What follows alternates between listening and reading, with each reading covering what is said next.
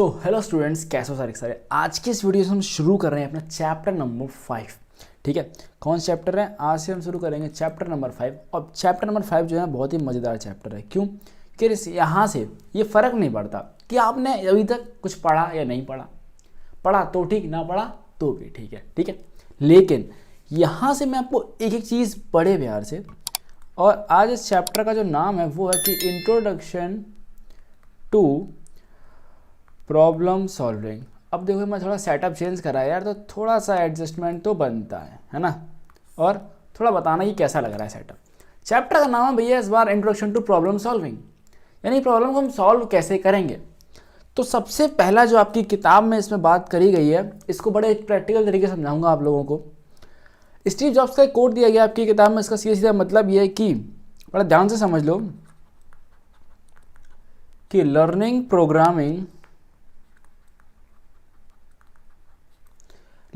Programming क्या teaches you to think.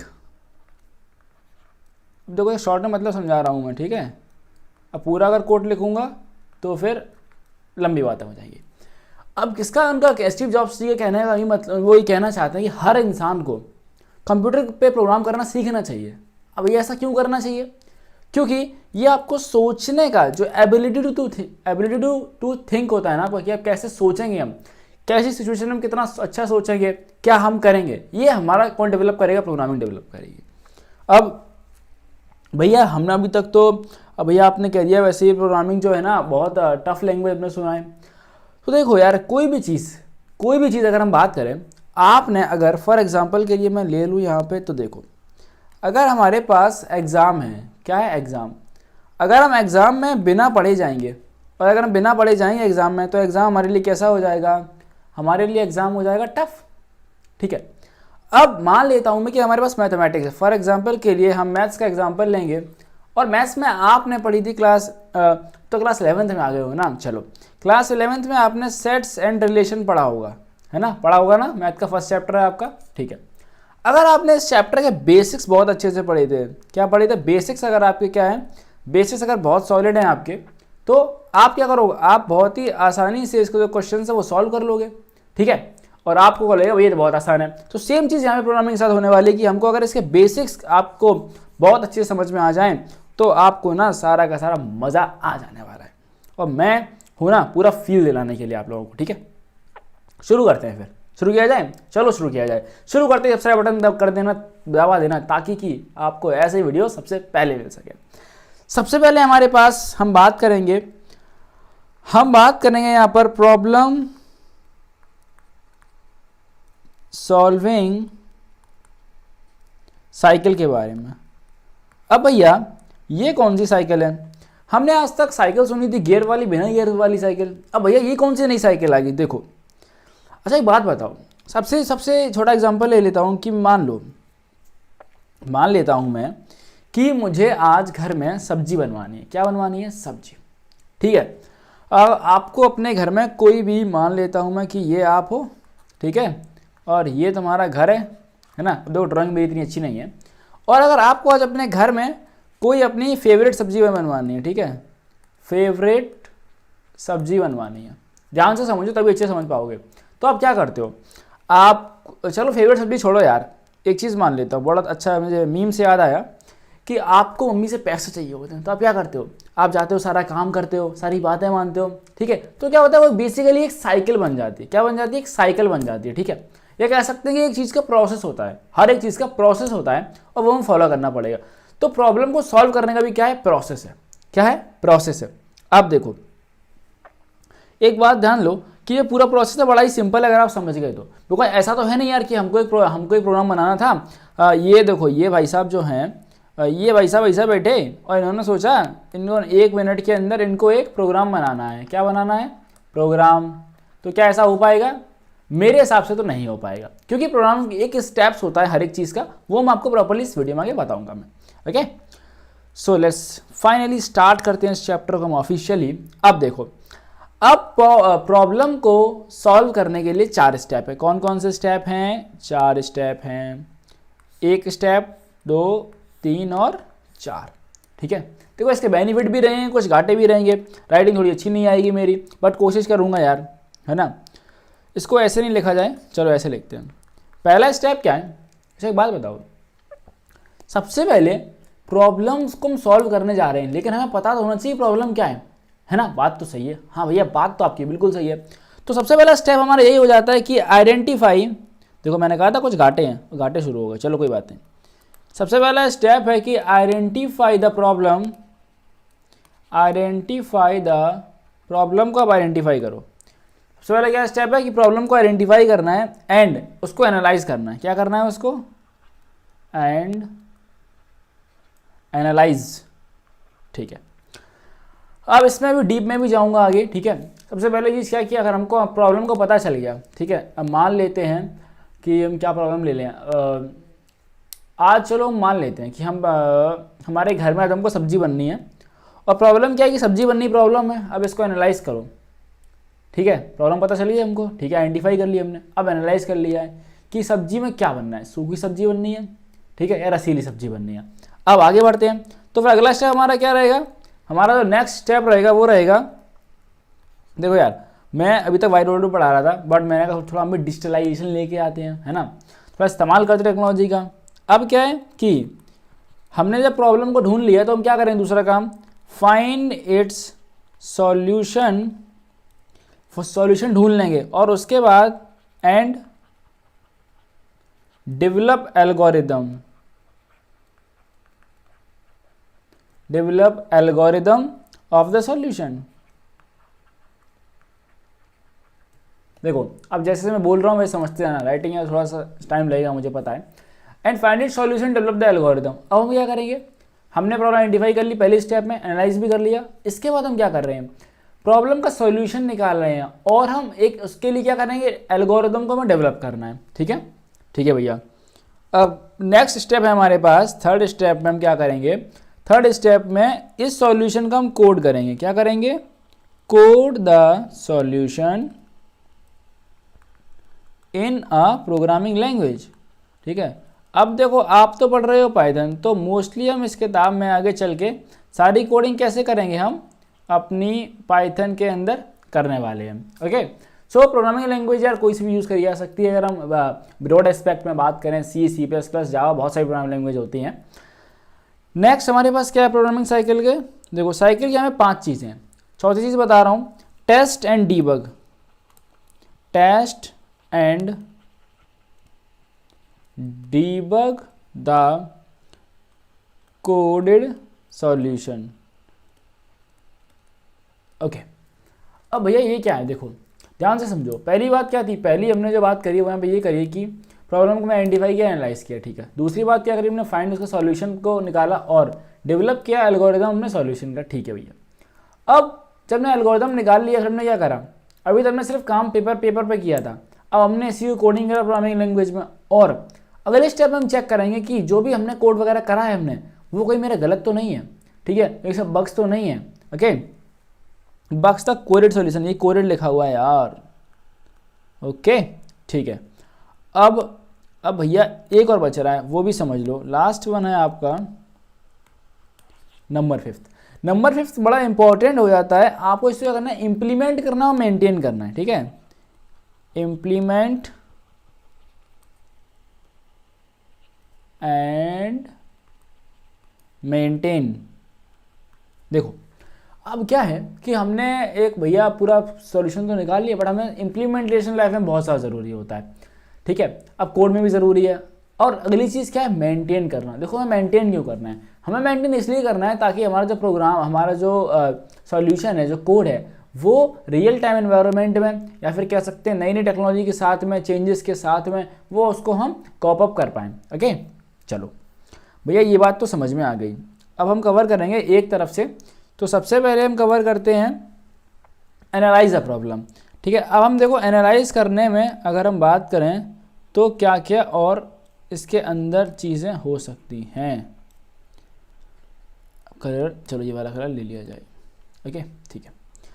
अब भैया हमने एनालाइज तो कर लिया, तो एनालाइज करने के 2 पार्ट हैं इसमें। 2 पार्ट क्या हैं, पहला पार्ट है इसका हमारे पास, एक पार्ट ए, एक पार्ट बी है।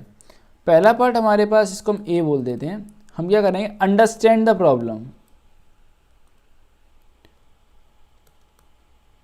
Understand the problem. हम पहले अपनी प्रॉब्लम को समझ तो लें, ठीक है, बिकॉज हम एनालिसिस के अंदर घुस चुके हैं अब, तो हम क्या करेंगे, अंडरस्टैंड द प्रॉब्लम, हम अपनी प्रॉब्लम को बहुत अच्छे से समझेंगे पहले, ठीक है। और साथ में इसी बता देता हूँ, आप लोग भी लिखते रहो, ज़्यादा अच्छा रहेगा। मेरे नोट्स चाहिए तो वो आपको चैप्टर खत्म होने के बाद में मिल जाएंगे, ठीक है। अंडरस्टैंड द प्रॉब्लम, प्रॉब्लम को हम समझेंगे। अब प्रॉब्लम को समझ लिया, अब हम क्या करेंगे, अब हमारा काम हो जाएगा कि अब हम इसको एनालाइज करेंगे, ठीक है। अब एनालिसिस के टाइम पर हमको किन किन बातों का ध्यान रखना है वो भी हम देखो समझ लेते हैं, ठीक है। सो इस तरीके से हम बड़ा इन डेप्थ पढ़ पाएंगे और पूरी कोशिश आपको अच्छे से पढ़ाया जाए। एनालाइज करने में हमें दो चीज़ का ध्यान रखना है, कौन कौन चीज़ का रखना है वो आप समझ लो। वो है कि हमको आइडेंटिफाई करने हैं, क्या, आइडेंटिफाई प्रोसेसिंग, राइटिंग को मेंटेन करना पड़ेगा, प्रोसेसिंग कंपोनेंट्स, कौन कौन से कंपोनेंट्स की हमको ज़रूरत पड़ेगी इसको प्रोसेस करने के लिए। पहली चीज़ हमको ये आइडेंटिफाई कर लेनी है। दूसरी चीज़ हमको क्या आइडेंटिफाई करनी है, दूसरा हमको ये आइडेंटिफाई करना है कि अब हमको ये तो पता चल गया कि हमको कौन कौन सी ज़रूरत चाहिए, लेकिन अब हमको आइडेंटिफाई करना है रिलेशनशिप। खुश हो गए भाई, identify the relationship between components, okay. अब यानी कि हमें करना क्या है, हमें ये पता चल गया कि हमें मान लो खाना बनाना है, ठीक है। हमें पता चल गया कि हम क्या चाहिए, सब्जी चाहिए, पनीर चाहिए, मटर चाहिए, ठीक है, मसाले चाहिए। अब हमको ये भी तो पता करना है कि कौन सा हमको कब इस्तेमाल करना है, ठीक है। हाँ भैया, ये बात भी हमको समझ में आ गई, चलो बहुत बढ़िया। अब आते हैं अपने हम स्टेप नंबर 2, यानी कि साइकिल का नंबर 2 स्टेप। अब इसमें नंबर 2 में क्या कर रहे थे हम, नंबर 2 हमारा काम था, हम एल्गोरिदम को डेवलप करेंगे। क्या करेंगे, अब एल्गोरिदम को डेवलप करेंगे, ठीक है।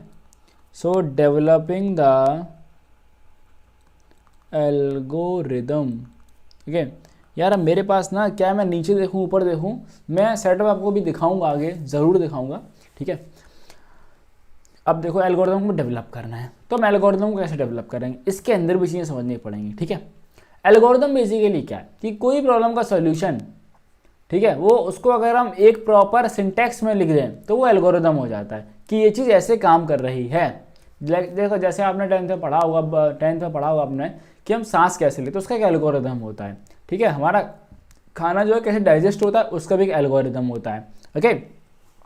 अब सबसे पहले इधर आ जाओ, ओहो कलर कौन सा ले लिए, चलो नीला ले लेते हैं हम सी पर हैं, सी डॉट।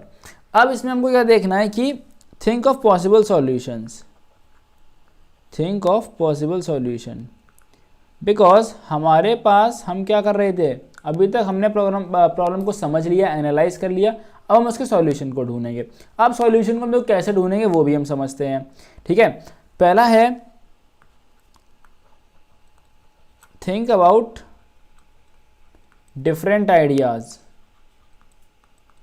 कि अच्छा ये हो सकता है, ये हो सकता है, ये हो सकता है। हम जब ये सोच लेंगे तो हमें क्या करना है, अब हमने चलो आइडिया बहुत सारे सोच लिए, अब हम क्या करेंगे, हम इन आइडियाज़ को इम्प्लीमेंट करेंगे, हम इन आइडियाज़ को चेक करेंगे। So now check your ideas, ठीक है। अब हम इनके बाद क्या करें, हमने आइडिया भी चेक कर लिया, अपना आइडिया आपने चेक कर लिया है। सो हम क्या करेंगे, फाइनली आपको चेक करने के बाद एक ऑप्टिमाइज सॉल्यूशन मिला होगा, ठीक है। So finally 0 on most appropriate solution, most appropriate solution, क्योंकि आपको एक सॉल्यूशन सही मिला होगा, बिकॉज आपने बहुत सारी चीज़ें सोची तो आपको कुछ तो समझ में आया ही होगा, ठीक है। अब इसके बाद अगर हम चलें, अब इसके बाद हमें क्या करना है, देखो अब इसके बाद हम आएंगे अगली तरफ। ये एल्गोरिथम ही डेवलप कर रहे हैं, अभी इसके अंदर ही हम बात कर रहे हैं, ओके। इसके अंदर हम क्या करेंगे, follow modular approach while designing most appropriate solution. देखो हम क्या अप्रोच को फॉलो करेंगे, मॉड्यूलर अप्रोच। अब मेरी राइटिंग जो है, आपको पता है एक टाइम था मेरा कि जब मुझे भी ये अवार्ड मिला करते थे, ठीक है। मॉड्यूलर अप्रोच को हम फॉलो करेंगे। चलो अब ये मॉड्यूलर अप्रोच जो है वो है क्या बेसिकली, चलो रंग तो हमने बदल लिया, आपको उम्मीद है अच्छा समझ में आ रहा होगा यार, है ना। अब मॉड्यूलर अप्रोच इसमें हम करें क्या, हमें करना है कि सुनो, हमको इसमें डिसाइड करना है क्या, स्टेप बाय स्टेप, क्या डिसाइड करना है हमको, स्टेप बाय स्टेप सॉल्यूशन। यानी कि अगर हम वापस अपने पनीर बनाने वाली बात पर चलें तो हमें ये देखना है कि पहले हम क्या करेंगे, पहले हम पनीर काटेंगे, बर्तन धुलेंगे, उसके बाद उसमें ऑयल डालेंगे, हमने स्टेप बाय स्टेप हमको डिसाइड करना है। अभी हमने सिर्फ क्या किया, डिसाइड करा है।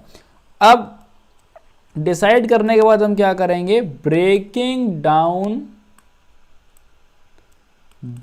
Down into simple steps.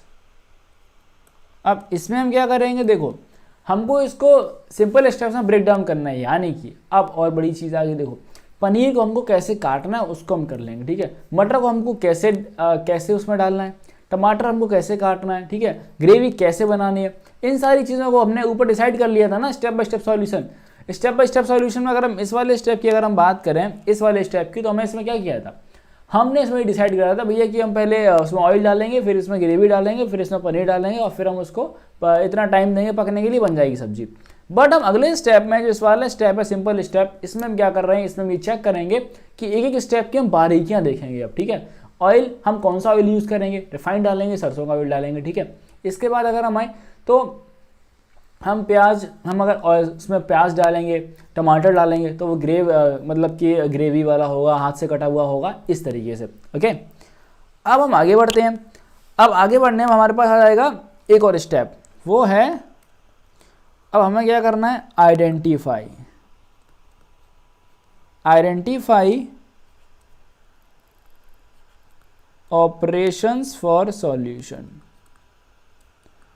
अब हमको आना पड़ेगा वापस अपनी प्रोग्रामिंग के पास, बिकॉज अब सब्जी से नहीं बनने वाला ये। देखो अब हमें क्या करना है, हमको ऑपरेशंस देखने हैं कि भैया हमारी इस कोडिंग में कौन सा ऑपरेशन लग रहा है। अभी आप बस समझते हो, आपको समझा दे रहा हूँ। हमारा जो समस्या है, हम बहुत ब्रेक डाउन कर लिए हैं, हमको यहाँ एडिशन इस्तेमाल करना है, ठीक है।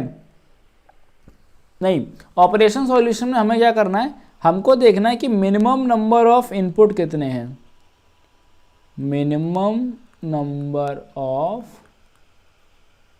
इनपुट्स कितने चाहिए होंगे हमारे को, ठीक है। और इसके बाद हम क्या करेंगे, इसके बाद हमें अब ये भी देखना है कि हमें अर्थमेटिक चाहिए, अर्थमेटिक ऑपरेटर चाहिए होंगे, या फिर ये तो मैंने एंड लगा दिया, सॉरी, और हमें यहाँ पर लॉजिकल ऑपरेटर चाहिए होंगे, ठीक है। अभी अर्थमेटिक लॉजिकल ऑपरेटर अभी आपको आगे पढ़ाऊंगा मैं। अर्थमेटिक चाहिए, लॉजिकल ऑपरेटर चाहिए। हमको नहीं समझ में आ रहा है क्या चाहिए, चलो हमें सॉरी समझ में क्यों नहीं आ रहा है, हमको डिसाइड करना पड़ेगा, ठीक है, ऐसे काम नहीं चलेगा। अब अगले स्टेप में क्या करेंगे, अगले स्टेप में हमको ये यूज़ करना है simple and efficient data structures. अब ये सिंपल और एफिशिएंट हमारे डेटा स्ट्रक्चर्स हैं, ये आपको मैं अभी आप आगे पढ़ोगे डेटा स्ट्रक्चर क्या क्या होता है, और एज पर रिक्वायरमेंट हमको यूज़ करना है इनको, ठीक है, एज पर रिक्वायरमेंट इनका इस्तेमाल किया जाएगा। चलो अब आगे क्या करा जाएगा, आगे अब हम एक काम करते हैं, आगे हम करेंगे इसमें क्या, अब हम कोडिंग करेंगे, ठीक है। हमारा जो अगला स्टेप है विच इज़ थर्ड स्टेप पे आ चुके हैं हम। अब हम करेंगे कोडिंग, और कोडिंग करने के लिए, अब देखो कोडिंग करने के लिए हमें किन चीज़ों का ध्यान रखना है वो भी अब जान समझ लो कि हमको यूज़ करना है, कोड करना एप्रोप्रिएट कंट्रोल स्ट्रक्चर। देखो अभी मैं यहाँ से आदत डाल रहा हूँ आपको, प्रॉपर जो कोडिंग के वर्ड्स होते हैं उनको यूज़ करना सीखो। कंट्रोल स्ट्रक्चर्स का इनका मतलब है कि कंट्रोल स्ट्रक्चर्स में हमको दो चीज़ का ध्यान रखना है, आपको समझा दे रहा हूँ मैं। पहला हमको ध्यान रखना है अपना लूप का, किसका ध्यान रखना है, लूप्स का। ठीक है, कि कहाँ पे हम कौन सा लूप यूज़ करेंगे, हम कहाँ पे वाइल लूप यूज़ करेंगे, कहाँ पे हम फॉर लूप यूज़ करेंगे, कहाँ पे हम डू वाइल लूप का इस्तेमाल करेंगे। ठीक है, और इसके बाद हमको जानना है एक और चीज़ के बारे में। आपको जब भी कोई भी एल्गोरिदम जब भी लिखोगे तो मोस्ट इंपॉर्टेंट चीज़ है, इसको ध्यान से समझ लेना। हमको दो चीज़ का ध्यान रखना होता है। पहला होता है हमारे पास क्या, इफिशियंसी। ठीक है, इफिशियंसी एंड इफिशियंसी किसके टर्म्स में, efficiency in terms of speed, सीधी सीधी बात है। और दूसरी चीज़ हमको ध्यान रखना पड़ेगा उसकी परफॉर्मेंस का।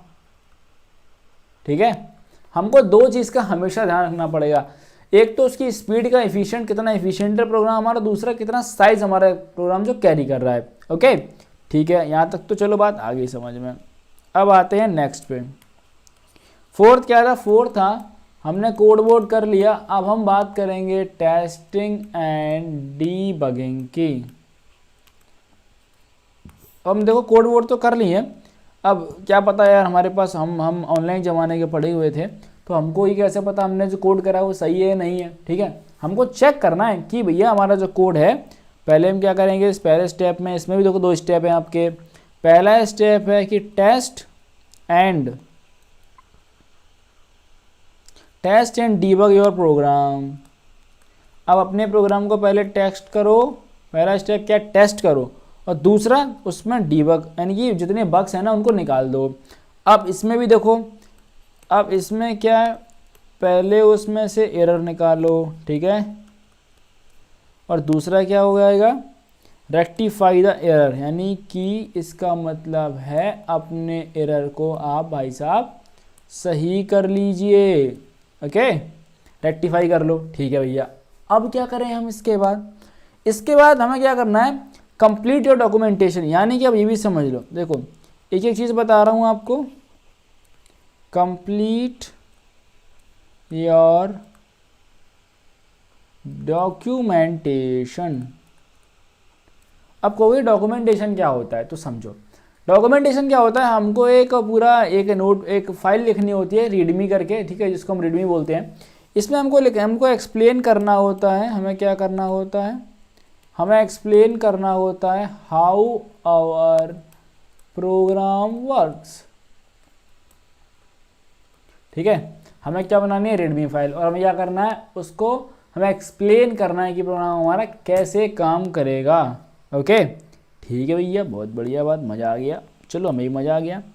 अब लास्ट हमारे पास बच रहा है वो इम्प्लीमेंट करो, इम्प्लीमेंट एंड मेंटेन करो। क्या करो, इम्प्लीमेंट करो और मेंटेन करो। क्या करो, इम्प्लीमेंट करो और मेंटेन। अब यहाँ से एक चीज़ समझ लो, देखो इम्प्लीमेंटेशन का मतलब क्या है, इम्प्लीमेंटेशन का मतलब ये है कि आपका जो कोड है उसको नाउ रियल वर्ल्ड यूज़र्स, यानी कि जिनके लिए आपने बनाया था उसको वो लोग इस्तेमाल कर सकते हैं। ठीक है, कैन यूज़ इट। इसकी बात तो सीधी हो गई। अब मेंटेन का मतलब क्या होना है, मेंटेनेंस का मतलब उसका ये है कि आपको उसको अप टू डेट रखना है। अप टू डेट इसको हम बोलेंगे with respect to modern environment. मतलब कहने का मतलब है कि हमारी जो नीड्स हैं, ठीक है, उसके बेसिस पर हम इसको क्या करेंगे, इसको अप टू डेट रखना पड़ेगा हमको। अब यहाँ से हमारा एक और कंसेप्ट शुरू होता है विच इज़ हमारा डिकम्पोजिशन। कौन सा कंसेप्ट है हमारा, कंसेप्ट है हमारा डिकम्पोजिशन का। ओके, चलो वो भी ख़त्म कर लिया जाए। चलो यहाँ से शुरू करते हैं। अब हम पढ़ेंगे डिकम्पोजिशन। कमेंट करके बताना भी था कि आपको कैसा एक्सपीरियंस रहा है इसका। वाइट बोर्ड अच्छा लगता है आपको, ये अच्छा लगता है, ठीक है, बिकॉज अभी राइटिंग्स पे नहीं सही आ पा रही है, मैं समझ पा रहा हूँ, बट जैसे मैं आपको बोल के बोलता हूँ साथ में आप लोग समझ पा रहे हो। 11th के बच्चे अब तो है ना, छोटे बच्चे नहीं। देखो डिकम्पोजिशन, आपने ये डिकम्पोज शब्द जो है वो आपने क्लास 10th में सुन रखा हुआ है ना।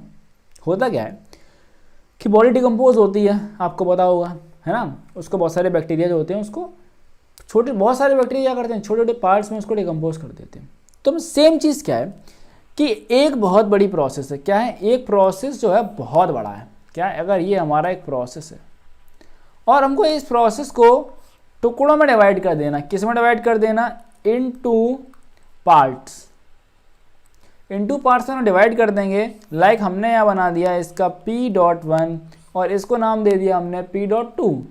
फिर हमने उसके बाद क्या करा, हमने इस P.1 के भी दो हिस्से कर दिए, तो हमने इसको बोला P.1.A और इसको हमने बोला दूसरे हिस्से को P.1.B।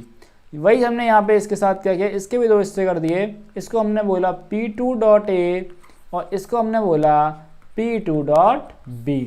तो यहाँ से होगा क्या, देखो हमारे पास मान लो अगर एक बहुत बड़ी समस्या है, समस्या मान लो हम ये ले लेते हैं कि हमें क्लास में एक फंक्शन कराना है टीचर्स डे के लिए, तो भाई अकेला बंदा सारा मैनेजमेंट करोगे तो बात गड़बड़ हो जाएगी, है ना। अब क्या था, मान लो यार छोटा किसी का बर्थडे हो तो अकेले बंदा मैनेज कर लेगा, ठीक है, बिकॉज सारे एक्सपेंसेस खुद को, पैसा सारा खुद को ही खर्च करना है उसको। बट अगर वहीं पे एक टीचर डे का सेलिब्रेशन होना है तो क्या होगा, जितने भी बच्चे आपकी क्लास में हैं सारे के सारे वहाँ पे इन्वॉल्व हो रहे होंगे, तो इसको हम काम को बांट देते हैं। हम क्या करते हैं, अगर मैं यहाँ पे बात करूँ कि एक टीचर्स डे का सेलिब्रेशन होना है तो हम काम बांट देते हैं, हम दो बंदे रख लेते हैं, ठीक है। एक बंदा क्या करता है, एक बंदा बाहर का जो भी सामान आना है वो सारा देख लेगा, ठीक है। मैंने कि एक काम करते हैं, इसको हम अच्छे से डिवाइड कर लेते हैं यार, इसको हम एक काम करते हैं, एक बंदे को हम फूड की जिम्मेदारी दे देते हैं, ठीक है, और हम क्या करते हैं, एक बंदे को दे देते हैं जिम्मेदारी डेकोरेशन की। अब ठीक है, अब दो ही चीज़ तो हैं। अब देखो फूड एंड डेकोरेशन में कैसे डिवाइड कर लेते हैं, हम क्या करते हैं, अब फूड में एक बंदे को हम बोल देते हैं भाई तुम ले आना कोल्ड ड्रिंक, ठीक है, हमने एक बंदे कोल्ड ड्रिंक के लिए बोल दिया। हमने एक बंदे को बोल दिया भाई तुम ले आना कुरकुरे, ठीक है, समझ गए ना। एक बंदे को बोल दिया तुम ले आना चिप्स, एक बंदे को हमने काम दे दिया कि आप ले आना भाई साहब टॉफ़ीज़, ठीक है, ओके। अब डेकोरेशन में हमने क्या बोला, डेकोरेशन का मोस्टली लड़कियों को दे देते हैं ना, क्योंकि वो थोड़ा अच्छी होती हैं इसमें, है ना। अब बॉयज़ भी अच्छे होते हैं, ऐसी बात नहीं है यार, बुरा मत मानो। अब डेकोरेशन में क्या किया, है ना, मस्ती कर रहा था यार, क्या करूँ मैं। अब हमने डेकोरेशन में काम दे दिया कि किस चीज़ का, लाइक हमने दे दिया लाइटनिंग का, मान लो यार लाइटनिंग स्कूल में कहाँ से आएगी, मैं भी कैसी बात कर रहा हूँ, है ना। वो इसको क्या बोलते हैं यार, मतलब आप लोग समझ गए होगे, वो झालर वगैरह जो होती है ना, झालर लिख देता हूँ मैं, पेपर वाली जो होती है, ठीक है। अब फिर हमने एक बंदे को बोल दिया कि भाई साहब टीचर को ना माला वाला भी चलो पहना देंगे, तो हमने टीचर को काम दे दिया किस चीज़ का, एक स्टूडेंट्स को माला का काम दे दिया, ठीक है। और डेकोरेशन में चलो दो चार काम डेकोरेशन में और सारे थे, ठीक है, किसी को हमने दे दिया भैया रिबन बनाने का काम दे दिया, चलो डेकोरेशन में आ गया ये, है ना, हमने कुछ और भी काम दे दिया। तो अब इस चार्ट को अगर प्रॉपरली देखो, यहाँ पे आ जाओ टीचर्स डे को, इतने को देखो सही से, तो अब देखो एक प्रॉब्लम थी, बहुत बड़ी प्रॉब्लम थी हमारे पास कि हमको टीचर्स डे सेलिब्रेट करना था। हमारी प्रॉब्लम क्या थी, ये थी, हमने इसे ये टुकड़ों में बांट दिया, हमने फूड वाले इधर दे दिया, डेकोरेशन वाले भाई साहब को इधर दे दिया हमने, और हमने काम को डिवाइड कर दिया। हमने जब काम को डिवाइड करा तो हमारे पास फ़ायदा क्या हुआ, हमारे पास पहला फ़ायदा हुआ कि हमारा वो जो काम है ईज़ ऑफ यूज़ में आ गया, ठीक है, ईजिली, यानी कि हमारा काम ईजिली कंप्लीट हो गया। और दूसरा हमारे पास बेनिफिट क्या होता है कि विद इन टाइम भी हम उस काम को कंप्लीट कर पाएंगे, ठीक है। अब हमें करना क्या है, सिंपल एक और कंसेप्ट है विच इज़ नीड, हमें इसकी ज़रूरत क्यों पड़ी, तो बस एक ग्राफ समझ लो बस और आपका काम हो जाएगा। अब बात क्या है, एक ग्राफ देखो, ये इतना सा ग्राफ है, इधर है आपकी डिफ़िकल्टी रहेगी, ठीक है, और इधर आपका रहेगा क्या, डिफ़िकल्टी रहेगी, इधर आपका प्रॉब्लम रहेगा, ठीक है, प्रॉब्लम का साइज। अब यहाँ से समझ लो एक चीज़ कि जब हमारे पास एक छोटा सा कोई प्रॉब्लम थी तो हमारी डिफ़िकल्टी क्या बहुत कम होगी, ठीक है, हमारी डिफ़िकल्टी बहुत कम होगी।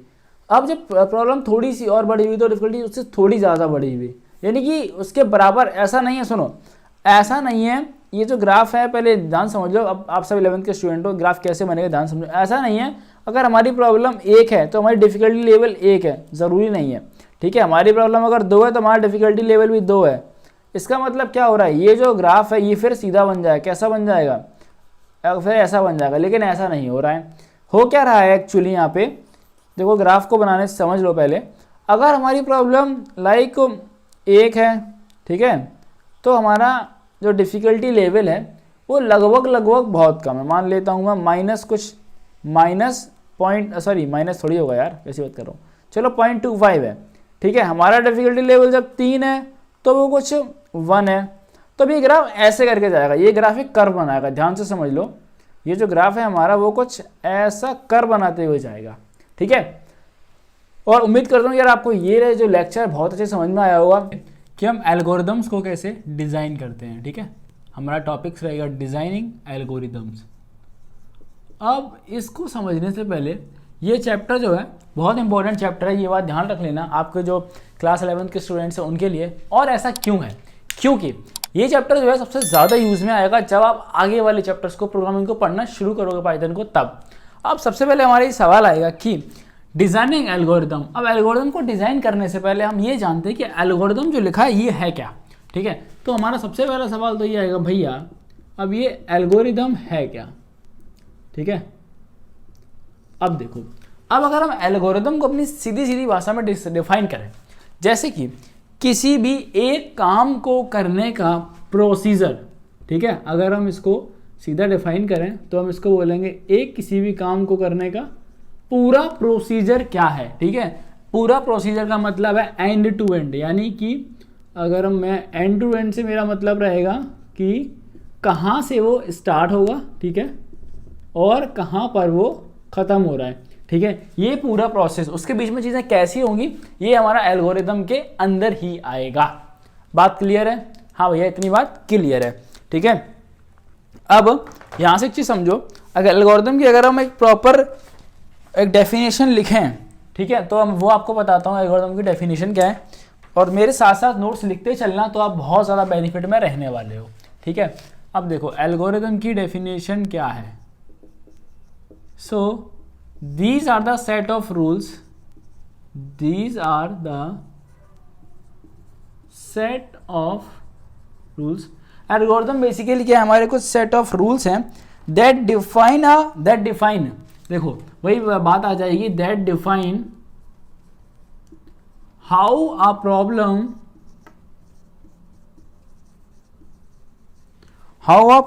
can be solved in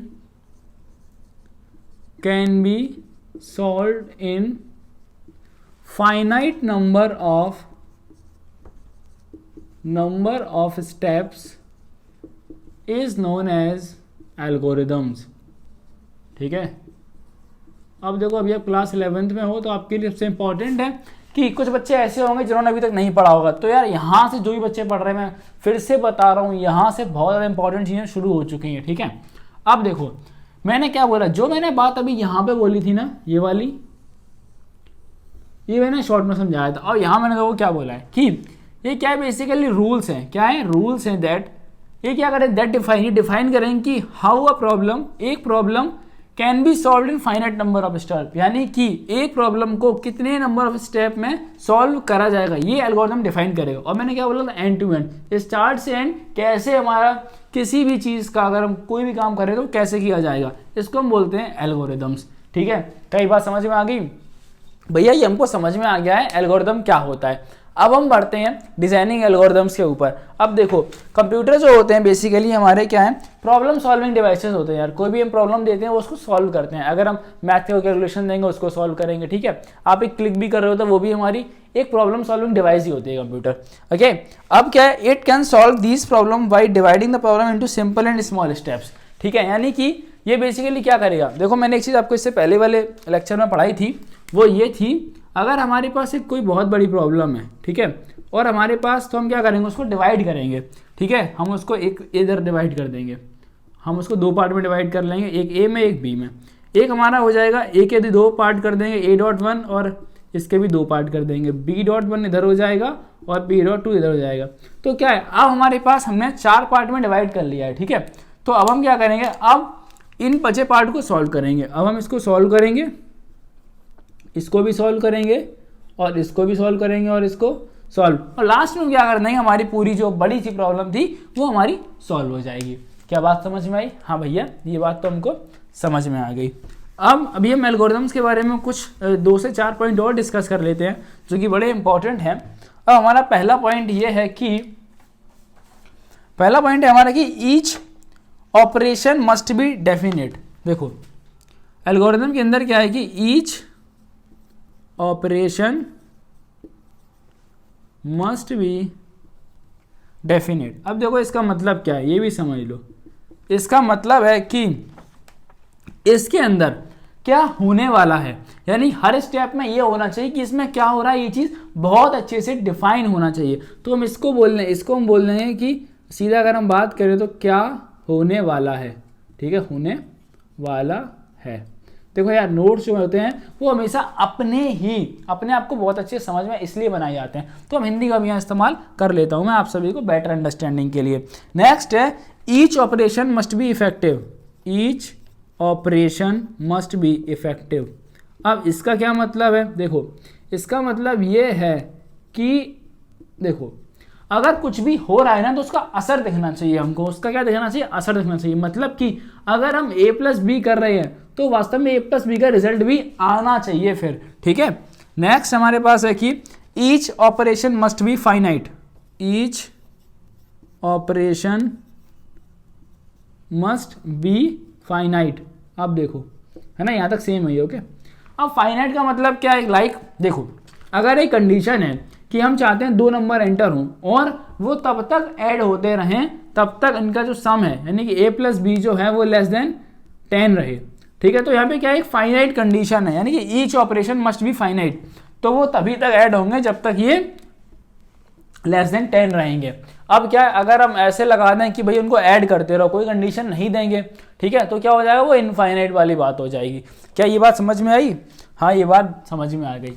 अब यहाँ से समझो अगर एक अच्छा एल्गोरिथम हमको डिज़ाइन करना है तो हमको किन चीज़ों का ध्यान रखना पड़ेगा, बिकॉज अब मैंने बताया आपको ये बहुत इंपॉर्टेंट चीज़ है यार। जब आप आगे पढ़ोगे ना अपने इसके अंदर इंजीनियरिंग के अंदर, तो आपका ये पूरा एक सब्जेक्ट है, ठीक है, और इसमें उसका थोड़ा सा बेसिक्स है इसके अंदर, तो वो आप अगर सही समझ लोगे आगे प्रोग्रामिंग करोगे समझ में आएगा। अब देखो क्या है, characteristics of a good algorithm. Characteristics of a good algorithm, यानी कि हम ये कैसे पता करेंगे कोई एल्गोरिथम जो है वो गुड है या बैड है, ठीक है। सबसे पहला इंपॉर्टेंट पॉइंट है, पहला इंपॉर्टेंट पॉइंट है किसी भी एल्गोरिथम के लिए कि ये गुड है या बैड है, तो हम उसमें क्या करेंगे, हम देखेंगे उसका प्रिसीजन।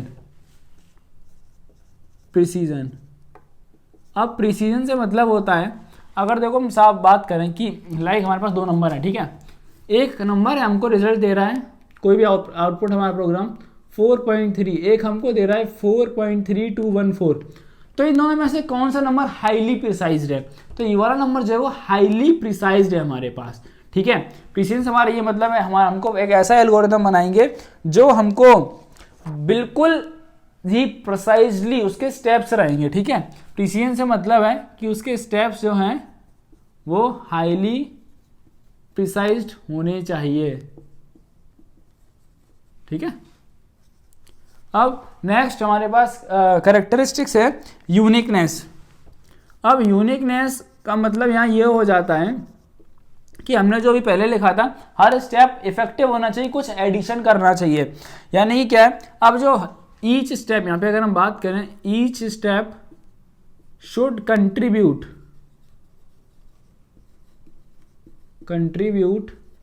To algorithm. ऐसा नहीं कि हमने कुछ भी लिख दिया और उसको फालतू में लिख रखा है, ठीक है। नेक्स्ट है हमारे पास फाइनाइटनेस।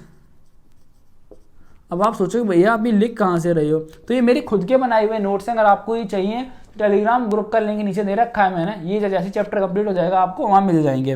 फाइनाइटनेस का मतलब ये है कि कोई भी स्टेप, ठीक है, फाइनाइट का मतलब होता है एक फिक्स्ड, ठीक है, फाइनाइट का मतलब क्या होता है, एक फिक्स्ड, और कोई भी स्टेप हम अननेसेसरीली क्या बिना जरूरत के उसको रिपीट नहीं कराएंगे, ठीक है, without any need no repetition,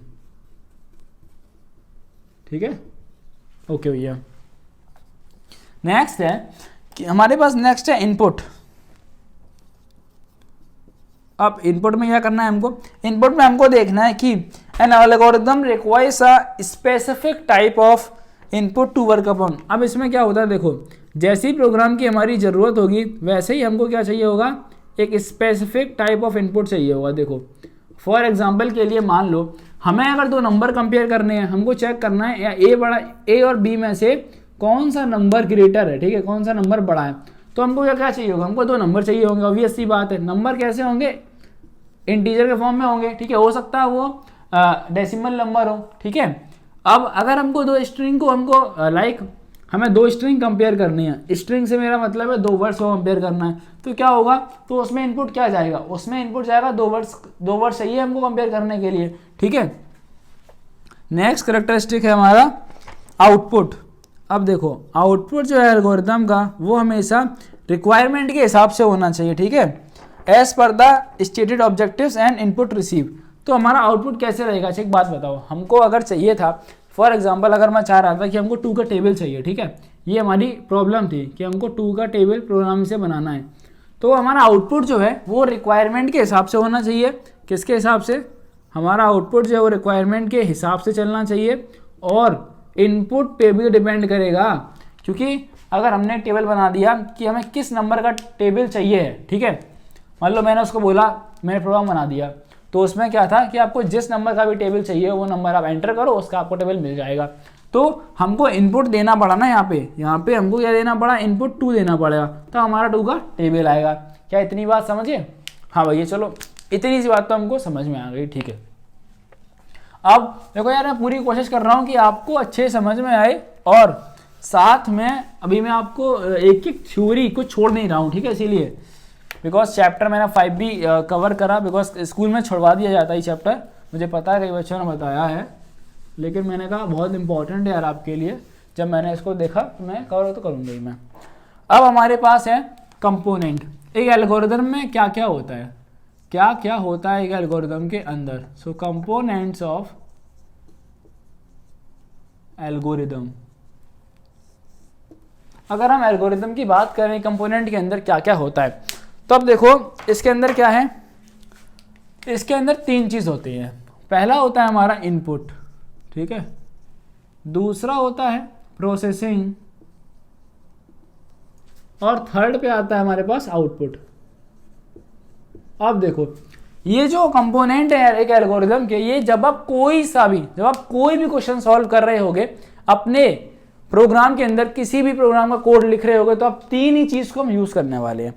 हम क्या देखेंगे कि हमको इनपुट में क्या क्या चाहिए, ठीक है, हम इनपुट में देखेंगे।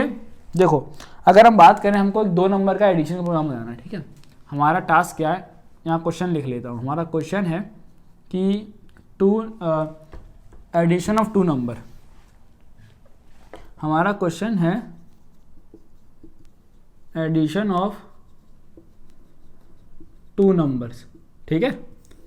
अब सबसे पहला सवाल ये है, देखो इनपुट, प्रोसेसिंग और आउटपुट। फर्स्ट चैप्टर आपको पढ़ा चुका हूँ, जब इनपुट होगा फिर प्रोसेस होगा और फिर उसका हमारे पास आएगा आउटपुट। क्या इतनी बात क्लियर है? हाँ भैया इतनी बात क्लियर है। अब देखो क्या होगा, अब इसमें देखो आप कि हमें क्या चाहिए होगा, हमें एडिशन करना है 2 नंबर का, ठीक है, तो हमें सबसे पहले क्या चाहिए होंगे 2 नंबर। तो हम इनपुट में हमारे पास क्या चाहिए होंगे, हमको 2 नंबर चाहिए, ठीक है।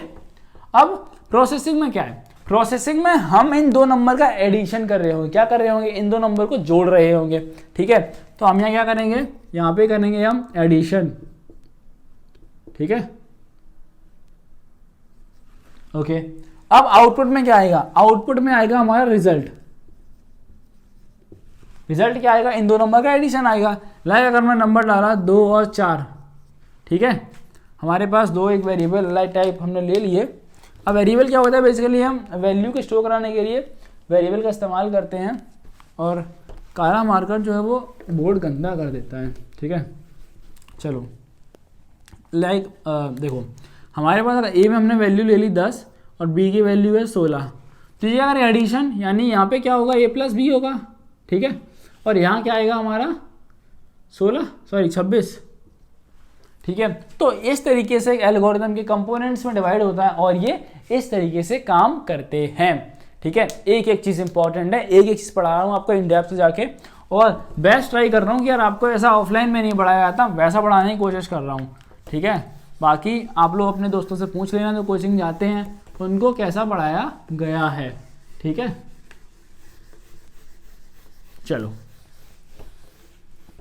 अब हमें क्या करना है, अब हम एक काम करते हैं। देखो अब एक इम्पॉर्टेंट टॉपिक पढ़ेंगे हम, बहुत इंपॉर्टेंट टॉपिक है आपका ये, फ्लो चार्ट्स, ठीक है। देखो अब यहां से इतना इंपॉर्टेंट है, अगर आप फ्लो चार्ट बनाना सीख गए ना, टेक इंडस्ट्री में आप जब कोडिंग करोगे हर एक चीज का फ्लो चार्ट बनता है, हर एक चीज का फ्लो चार्ट बनता है, ठीक है। लाइक अगर मैं एग्जांपल की बात करूं तो फ्लो चार्ट आप कुछ इस तरीके से समझ सकते हो। आप बनाते हो कि मान लो आपने ये बना लिया, आप अभी क्लास 11th में आपको जेईई क्रैक करना है, ठीक है। आपने सोचा मैं क्लास 12th में जाऊंगा, ठीक है, मैं कोचिंग भी जाऊंगा,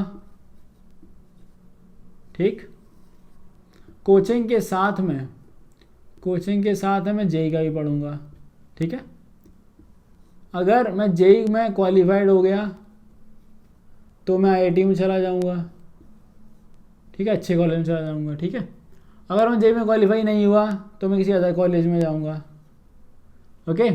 फिर अब जब कॉलेज की बात हो गई है ना, अगर मैं कॉलेज से बात कर लूँ तो अगर मेरे कॉलेज में सीएस मिल गई तो मैं टेक इंडस्ट्री में चला जाऊंगा, ठीक है। इस तरीके से फ्लो चार्ट बनाते हैं हम, ठीक है। अभी आपको इतना आइडिया शायद ना लग पाया बट कोई बात नहीं, अभी मैं आपको समझाता हूँ। देखो फ्लो चार्ट बेसिकली है क्या, एक पिक्टोरियल रिप्रेजेंटेशन होता है। क्या होता है, अ पिक्टोरियल रिप्रेजेंटेशन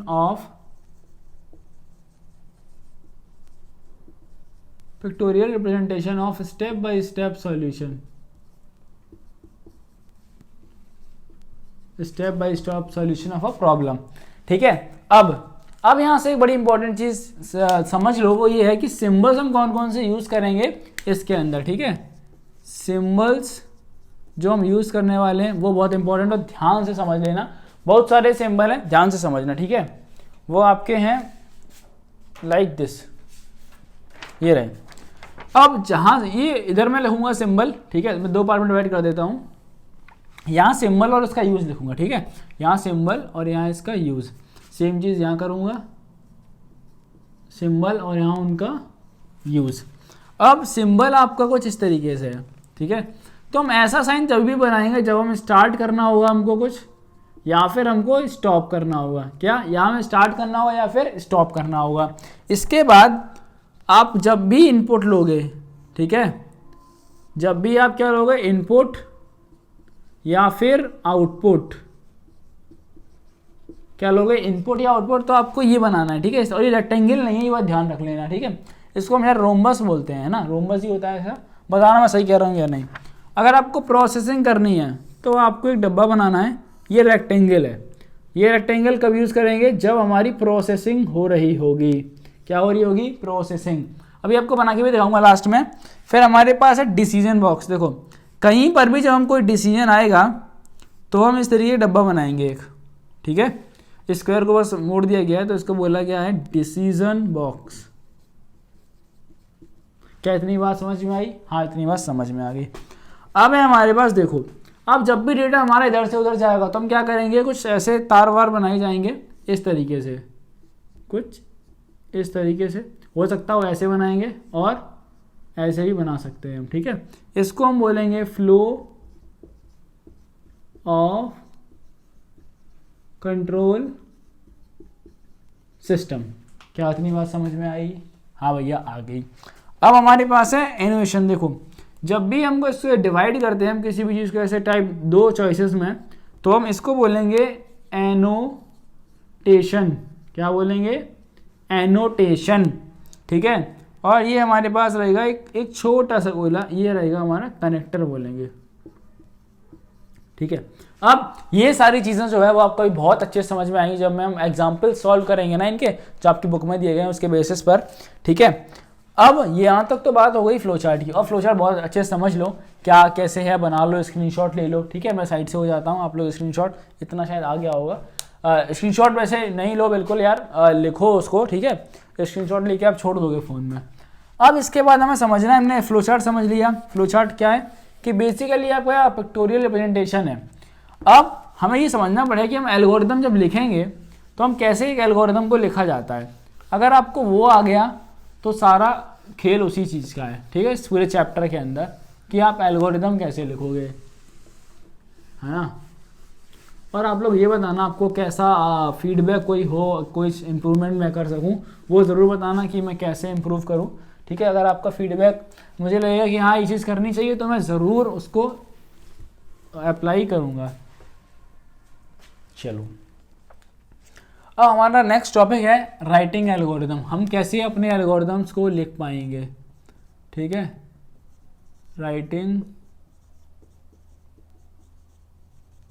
एल्गोरिदम्स। अब भैया एल्गोरिदम हमने समझ लिया एल्गोरिदम क्या होता है, ठीक है, और कंपोनेंट समझ लिए, ठीक है। एल्गोरिदम के कैरेक्टरिस्टिक्स समझ लिए हमने पढ़ लिया फ्लो चार्ट क्या होता है। अब एल्गोरिदम लिखना कैसे, तो एल्गोरिदम लिखने टाइम पे आपको बहुत सारे टर्म्स पढ़ने पड़ेंगे जो कि अच्छे से समझना, मैं अच्छे से समझाऊंगा आपको। अब इसके देखो कुछ रूल्स हैं, क्या है एल्गोरिदम के कुछ रूल्स हैं। अब सबसे पहला पॉइंट रूल्स, और सबसे पहला है आइडेंटिफायर्स। क्या है सबसे पहला? आइडेंटिफायर्स। अब देखो आइडेंटिफायर्स, स्पेलिंग देखता हूँ मेरी सही है ना, आइडेंटिफायर्स बिल्कुल सही है, ठीक है। अब आइडेंटिफायर देखो क्या होते हैं बेसिकली।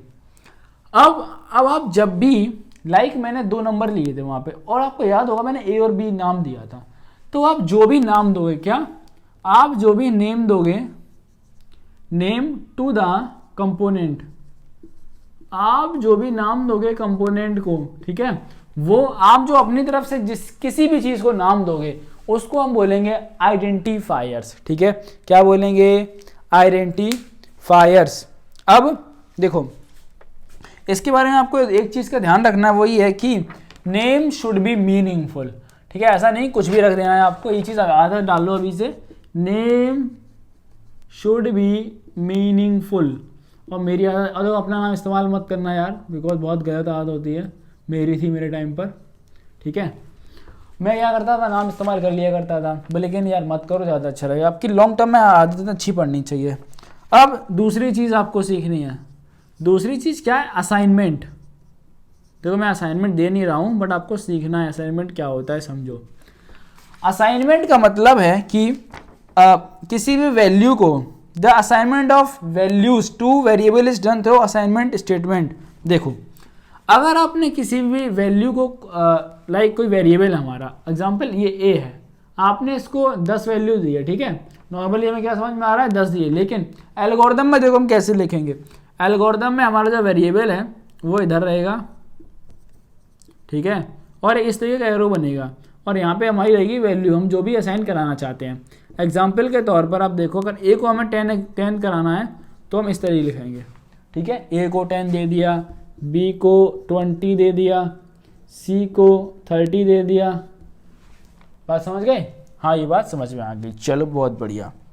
अब देखो यार बात ये है, आप इसको भी इस्तेमाल कर सकते हो जैसे मैंने लिखा हुआ है, बट एल्गोरिदम्स में ये करेंगे, लेकिन आजकल ये भी इस्तेमाल होने लगा है, ठीक है। तो आप इसको भी यूज कर लेना, ज़्यादा फायदे में होगा, कन्फ्यूज़ नहीं होगे आप। सीधा सीधा इसको हम ऐसे भी लिख सकते हैं, ए बराबर 10, बी बराबर 20, सी बराबर 30। बट ये आपने को शायद नया सीखा होगा, और इसको अगर मैं बताऊँ आप समझ गए होगे, तो इसको हम ऐसे भी लिख सकते हैं, ठीक है।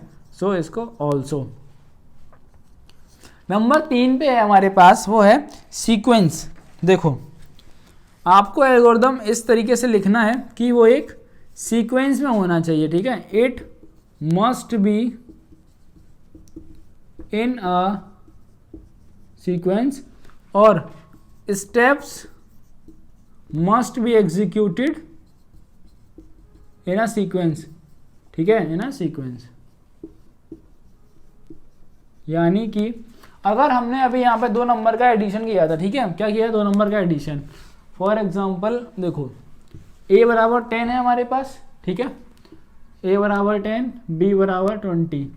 अगर हम इसको ऐसे कर दें a प्लस बी, और हम प्रिंट करा दें a प्लस बी, तो बताओ क्या होगा? ठीक है, हमने इसको ऐसे कर दिया c बराबर a प्लस बी, और प्रिंट करा दिया हमने सीधा c, तो क्या ये सही तरीके से लिखा है हमने? हमको पहले वैल्यू देनी पड़ेगी ना, ये चीज़ पहले ऊपर आएगी, ठीक है, उसके बाद ये होगा, फिर ये होगा। तो आपको हमेशा सीक्वेंस ऑफ जो स्टेप्स है ना बिल्कुल सही रख के चलना है। क्या ये बात समझ में आ गई? आपको लिखना है a बराबर 10, b बराबर 20 और c equal to a plus B, अगर एक और थर्ड वेरिएबल यूज़ कर रहे हो तो, और वरना प्रिंट में सीधा c दे दो। वरना एक और ऑप्शन है हमारे पास, आप इसमें ऐसे कर सकते हो, a बराबर 10, b बराबर 20, प्रिंट में सीधा a प्लस b। क्या इतनी बात समझ में आई?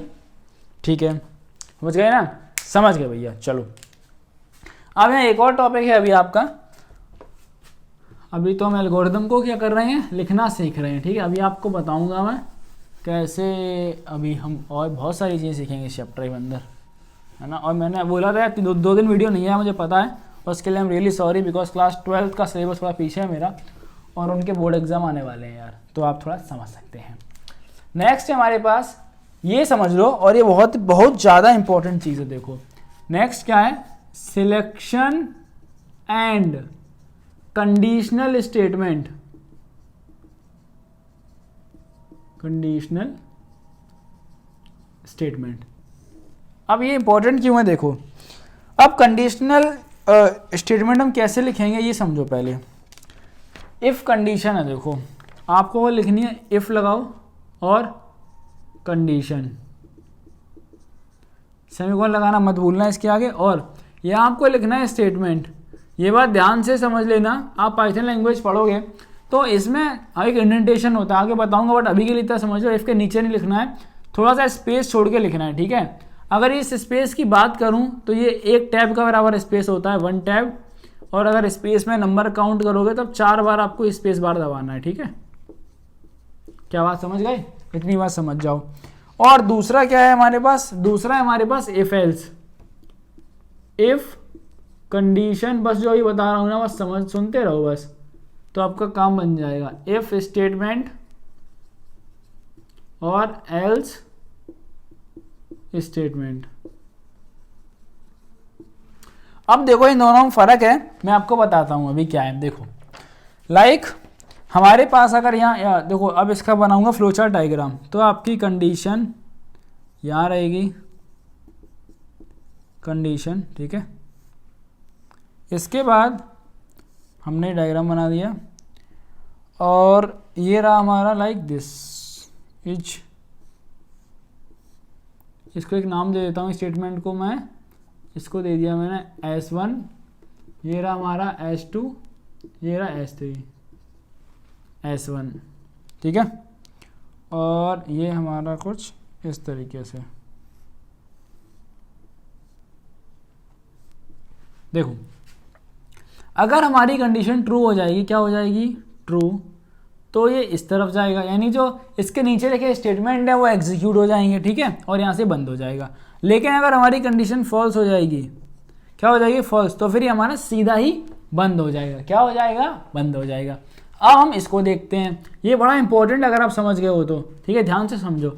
इसमें क्या होगा, अगर हमारी ये कंडीशन है, लाइक ये हमारा डिसीजन बॉक्स है, ठीक है, यहाँ क्या रहेगी हमारी कंडीशन, और अगर हमारी कंडीशन ट्रू होगी तो थोड़ा बिगाड़ लिया जाए, तो हमारा क्या चलेगा, यहाँ पे एक डब्बा बनेगा, ठीक है, और यहाँ पे हमारा S1 चलेगा, सॉरी S2 हमने नाम दिया है, S2।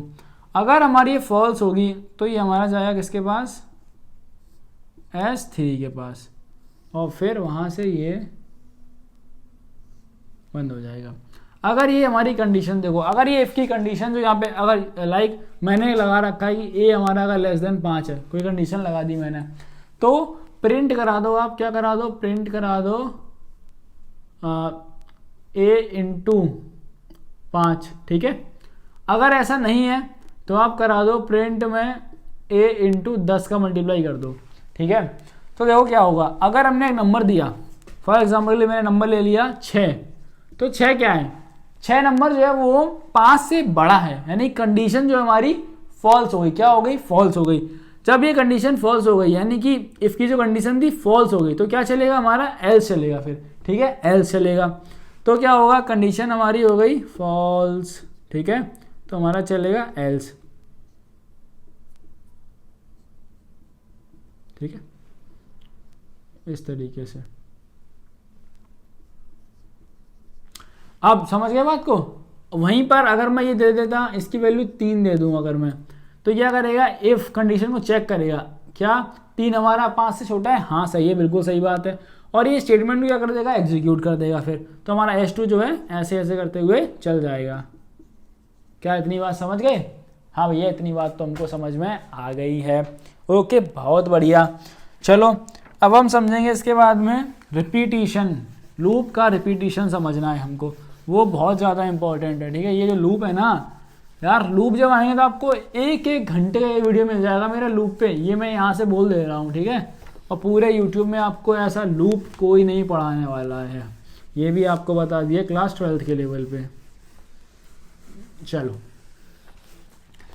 अब देखो, हम बात करेंगे 5th नंबर है रिपीटेशन लूप की।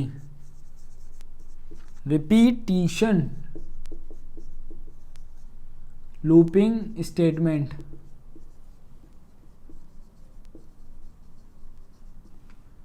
अब देखो लूप बेसिकली होता क्या है, देखो लूप को हम एक और नाम देते हैं इटरेटिव स्टेटमेंट। लूप को हम एक और नाम देते हैं, वो हमारा क्या है, इटरेटिव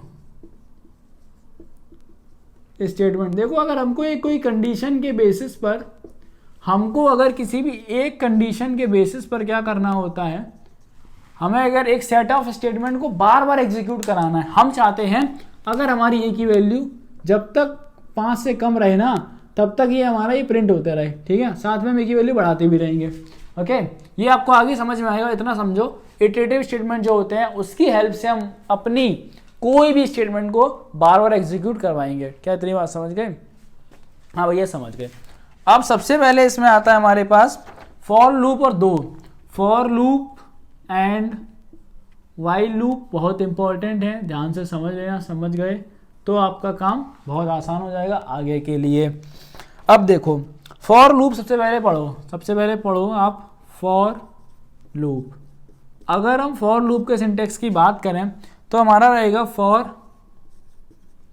आइटम इन सीक्वेंस। एक एक चीज मैंने इसीलिए आपकी बुक से उठाई है ताकि आपको बहुत अच्छे से समझ में आ सके। बुक से सिमिलर एग्जांपल ले रहा हूँ, सिमिलर जो किताब में लिखा उसी को एक्सप्लेन कर रहा हूँ। देखो आइटम यहाँ पे जो है ना वो वेरिएबल है, ठीक है, और सीक्वेंस है, यानी कि आप किस पर लूप चला रहे हो वो हम यहाँ लिखेंगे उसको। ठीक है, अब देखो लूप का हमारा फ्लो चार्ट डायग्राम कैसे बनेगा। हम क्या करेंगे, लूप सबसे पहले हमारा क्या होगा, स्टार्ट। अब कुछ भी चीज़ स्टार्ट हुई तो हम क्या बनाएंगे, सर्कल। अब सर्कल के बाद फिर हम चेक करेंगे क्या हमारा आइटम जो है, हमारा आइटम इस सीक्वेंस के अंदर है। देखो फॉर आइटम इन सीक्वेंस, तो अब यहाँ क्या कर रहे हैं हम, चेक करें। चेक करने का मतलब यहाँ हो रही है प्रोसेसिंग, तो हम इसको बनाएंगे स्क्वायर में, सॉरी रेक्टेंगल के अंदर। ठीक है, अब देखो, अब इसके बाद हमने प्रोसेसिंग हो गई, इसके बाद हम क्या करेंगे, टेस्टिंग करेंगे, अपनी टेस्टिंग, और डब्बे की तरफ आएंगे। अब यहाँ हमारी कंडीशन लगी है, क्या लगी है, कंडीशन। यहाँ पे हमारी आएगी कंडीशन आएगी। ठीक है, okay, for item in sequence, okay. और ठीक है, इसके बाद हमारी जो कंडीशन है इज सीक्वेंस, एक मिनट, ओके ठीक है। इसके बाद हमारी यहाँ पे आएगी कंडीशन, और इस कंडीशन के बाद अगर हम बात करें तो ये अगर ट्रू होगा तो ये इधर चलेगा, ठीक है, और उसके बाद ये रुक जाएगा। स्टॉप पे भी देखो ऐसे बनेगा। लेकिन अगर ये फॉल्स हो गया, क्या हो गया, फॉल्स, तो क्या होगा, ये वापस से इधर आएगा और स्टेटमेंट के बाद तो यहाँ जो है ना कंडीशन नहीं आएगी, यहाँ होगा अगर आपका सीक्वेंस, अगर सीक्वेंस आपका एम्प्टी है, ये चेक किया जाएगा। अगर यहाँ पे कुछ नहीं है, एम्प्टी है, यस है, तो यहीं पे रुक जाएगा। अगर नहीं है तो आपका ये वापस ये स्टेटमेंट जो प्रेजेंट होगा उसको एग्जीक्यूट कर देगा और फिर वापस से वहाँ पहुँच जाएगा। ये हमारा क्या है, फॉर लूप का फ्लो चार्ट है। नेक्स्ट हम पढ़ेंगे वाइल लूप के फ्लो चार्ट के बारे में। वाइल लूप, अब देखो वाइल लूप हमारा कैसे होगा, वाइल लूप भी हम सेम तरीके से यूज करने वाले हैं। वाइल में लाइक वाइल कंडीशन एंड इसके बाद हमारे क्या रहेंगे स्टेटमेंट्स। और आपको एक चीज़ ध्यान रख लेना कि जब भी आप पाइथन में लूप वगैरह यूज़ करोगे तो जो मैं स्पेस छोड़ रहा हूँ ना ये आपको स्पेस छोड़नी ही है, ठीक है। अब इसमें क्या होगा, देखो ये लूप आपका ऐसे काम करता है, लाइक ये आपका सीधा कंडीशन आएगी इसमें, देखो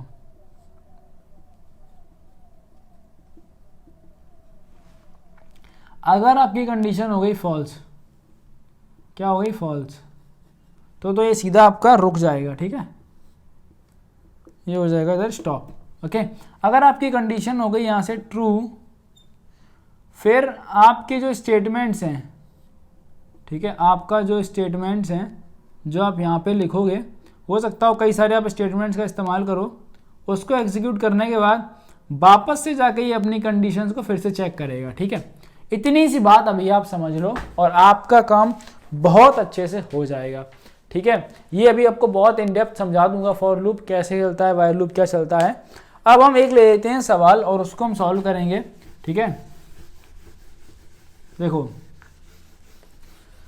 अगर आप सभी ने अभी तक चैनल सब्सक्राइब नहीं करा है तो सब्सक्राइब कर देना, बिकॉज आपको अभी अगर आपको अभी का टाइम बताऊंगा ना तो शायद अभी आप शॉक में जा सकते हैं कि अभी का टाइम क्या हो रहा है, ठीक है।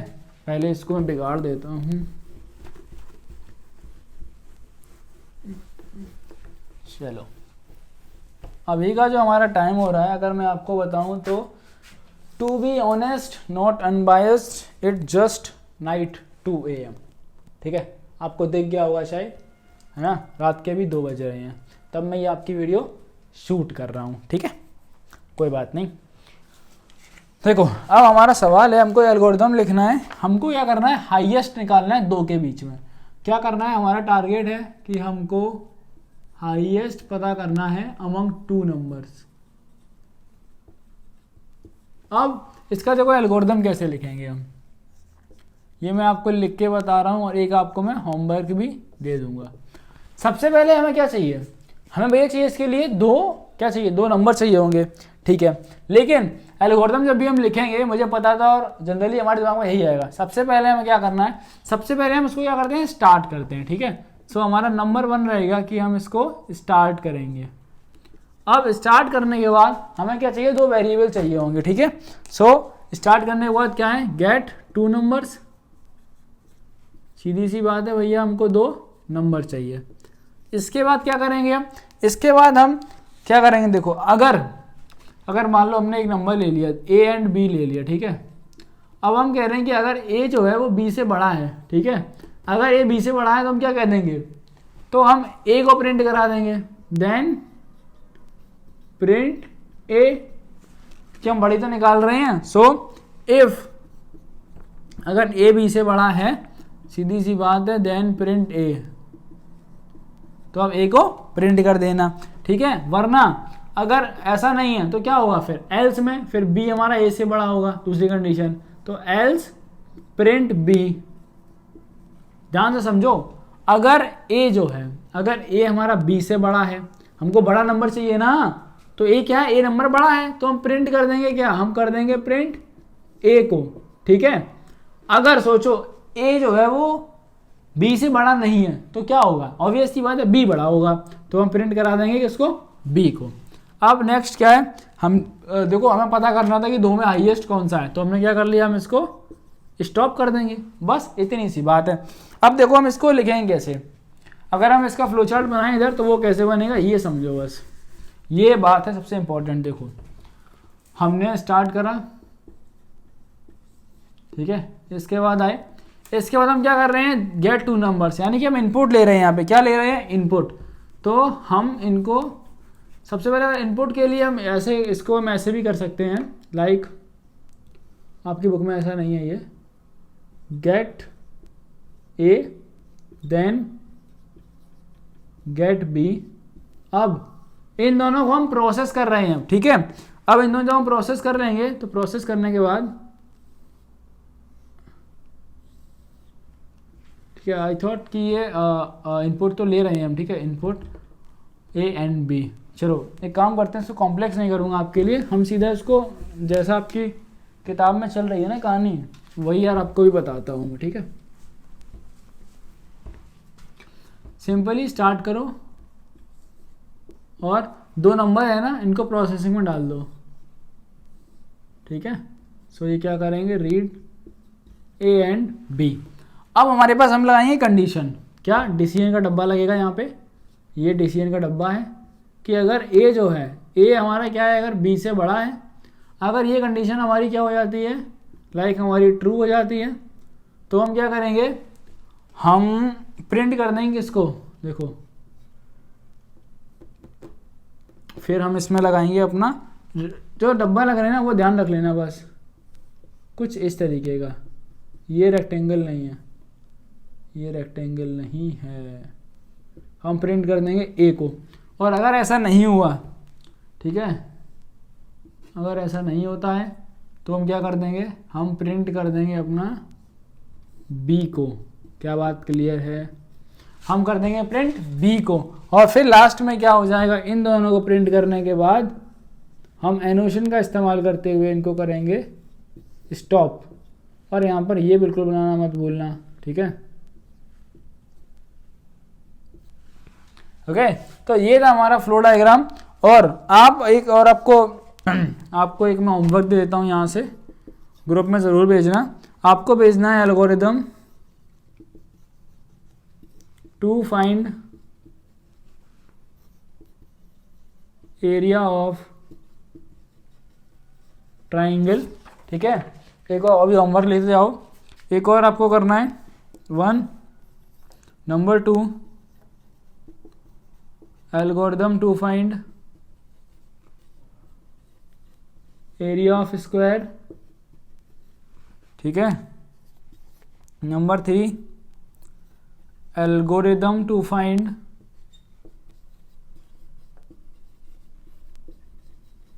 एरिया ऑफ रेक्टेंगल, ठीक है। अभी के लिए इतने ही, और ये आप ग्रुप में ज़रूर इनको पोस्ट करना, ठीक है, मैंने, और ये खुद से लिख के पोस्ट करना तो ज़्यादा अच्छा रहेगा आपके बेटर अंडरस्टैंडिंग के लिए। 3rd लेक्चर है और इसमें हम कवर करेंगे स्यूडो कोड्स के बारे में, और इसी के साथ में हमारा जो ये चैप्टर है ये ख़त्म हो जाएगा। अब देखो, आप लोग बहुत अच्छा रिस्पॉन्स दे रहे हो जिस तरीके से, तो मुझे भी पढ़ाने में बहुत ज़्यादा मज़ा आ रहा है। अगर आपने अभी तक टेलीग्राम ग्रुप ज्वाइन नहीं किया तो ज्वाइन कर लेना, ठीक है। अब सबसे पहले देखो स्यूडो कोड्स होते क्या हैं, सबसे बड़ी बात तो यही है ना कि भैया स्यूडो कोड्स है क्या चीज़ है ये। तो स्यूडो कोड्स क्या है कि हम जैसे ही स्यूडो कोड्स क्या है, जैसे हमने अभी एल्गोरिदम्स पढ़े थे ना, हाँ, तो एल्गोरिदम्स को अगर हम वर्ड्स में लिख दें, ठीक है, अगर हम बात करें जनरली, तो अगर आप अपने एल्गोरिदम को ही वर्ड्स में लिख दो, क्या करना है, एल्गोरिदम को वर्ड्स में लिख दो। अगर फॉर एग्जांपल के लिए हमारा एल्गोरिदम है कि अगर एक वेरिएबल है, लाइक अगर i की वैल्यू 5 से कम होती है तो प्रिंट हो जाए, हम प्रिंट कराना चाहते हैं i में मल्टीप्लाई 5, ठीक है।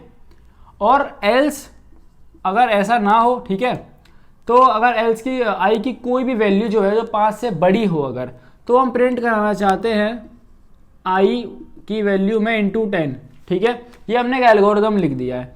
ओके, अब अगर हम इसको वर्ड्स में लिखेंगे तो कैसे लिखेंगे, अब देखो मैं इसको इधर लिख रहा हूँ, ठीक है।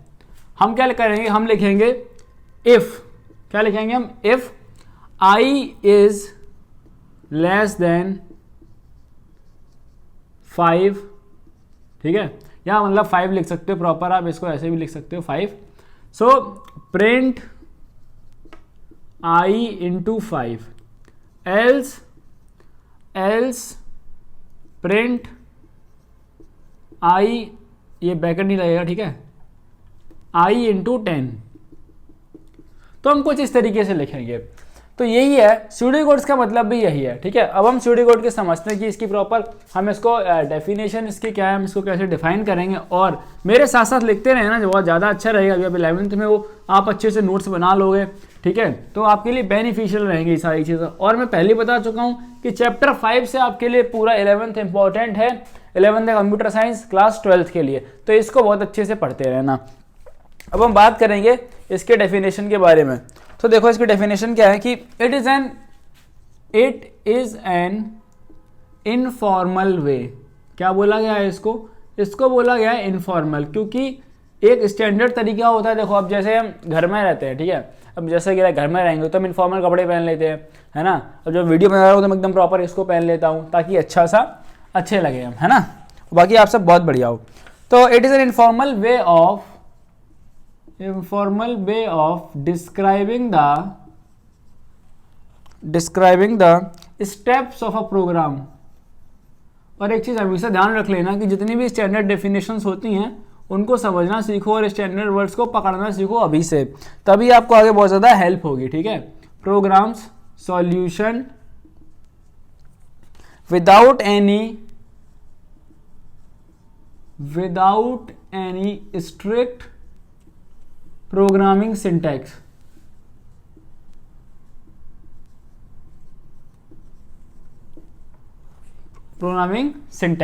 अब देखो अगर हम इसको प्रॉपर समझो, देखो है क्या, पहली बात लिखा क्या है। कभी भी ऐसा नहीं कि भैया विशाल भैया ने डेफिनेशन लिख दी हमने छाप ली, क्यों छापे, समझो तो पहले। अगर समझ गए तो फिर आप बड़े अच्छे से, आपको समझ गए तो याद भी हो जाएगी, आधे से ज़्यादा आधा काम यही हो जाएगा। है क्या, इट इज इनफॉर्मल वे है, ठीक है। इनफॉर्मल क्यों हमने बता दिया। अब उसके बाद डिस्क्राइबिंग, हम सीडी कोड में क्या कर रहे हैं, हम कर रहे हैं डिस्क्राइब कर रहे हैं किसको, describing the steps of program solution.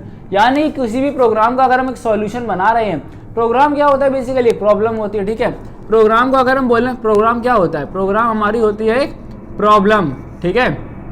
और हो सकता है, देखो हो सकता है आपके पास अभी एयरप्लेन की आवाज़ आ रही है, उसके लिए सॉरी, बिकॉज एयरप्लेन बहुत ज़्यादा निकल रहे हैं अभी। Program solution without any strict programming syntax. अब बात क्या है, देखो जब भी आप कोई भी प्रोग्रामिंग लैंग्वेज के अंदर कोई सॉल्यूशन लिखते हो, ठीक है, और मैं ढूंढ रहा हूँ अभी रेड मार्कर, एक सेकंड के लिए रुकते हैं, मिल गया, चलो। देखो अब जब प्रोग्रामिंग हम लिखते हैं तो क्या होता है, प्रोग्रामिंग का एक प्रॉपर सिंटैक्स होता है। अब आप कहोगे सिंटैक्स क्या होता है, सिंटैक्स बेसिकली होते हैं रूल्स, कि भैया आपको ये रूल फॉलो करेंगे, कुछ स्टैंडर्ड रूल्स हैं किस चीज़ के, प्रोग्रामिंग लिखने के। और ये हर प्रोग्रामिंग लैंग्वेज के अलग अलग रूल्स है, ठीक है।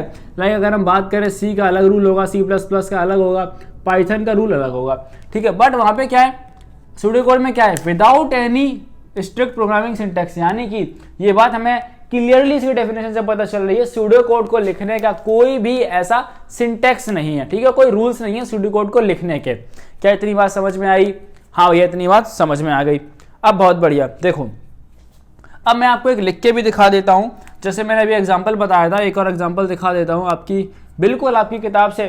कई बच्चे सोचते हैं भैया आप किताब से एग्जाम्पल क्यों उठाते हो, बिकॉज आपकी किताब में वही लिखा हुआ है, तो मैं आप भी वही पढ़ोगे, तो मैं उसको एक्सप्लेन कर देता हूँ। लाइक एक लिखा हुआ है कि इफ़, पहला एग्जाम्पल है आपकी किताब में, वो था इफ़ स्टूडेंट मार्क्स। हाँ, अगर हम चाहते हैं कि स्टूडेंट के number, student marks is less than, अगर उसके मार्क्स लेस देन कितने होते हैं 20, देन 20, तो क्या करना है हमको, देन प्रिंट। और इस पे प्रॉपर इस तरीके से भी आप लिख सकते हो, ठीक है हमको। और हम प्रिंट नहीं यूज़ करेंगे बिकॉज ये तो प्रोग्रामिंग लैंग्वेज होगी, हम सीधा लिखेंगे नॉर्मल लैंग्वेज में। हम लिखेंगे देन डिस्प्ले, हमको ये डिस्प्ले कराना है, क्या कराना है, बच्चा फेल हो गया हमारा। एल्स इफ स्टूडेंट,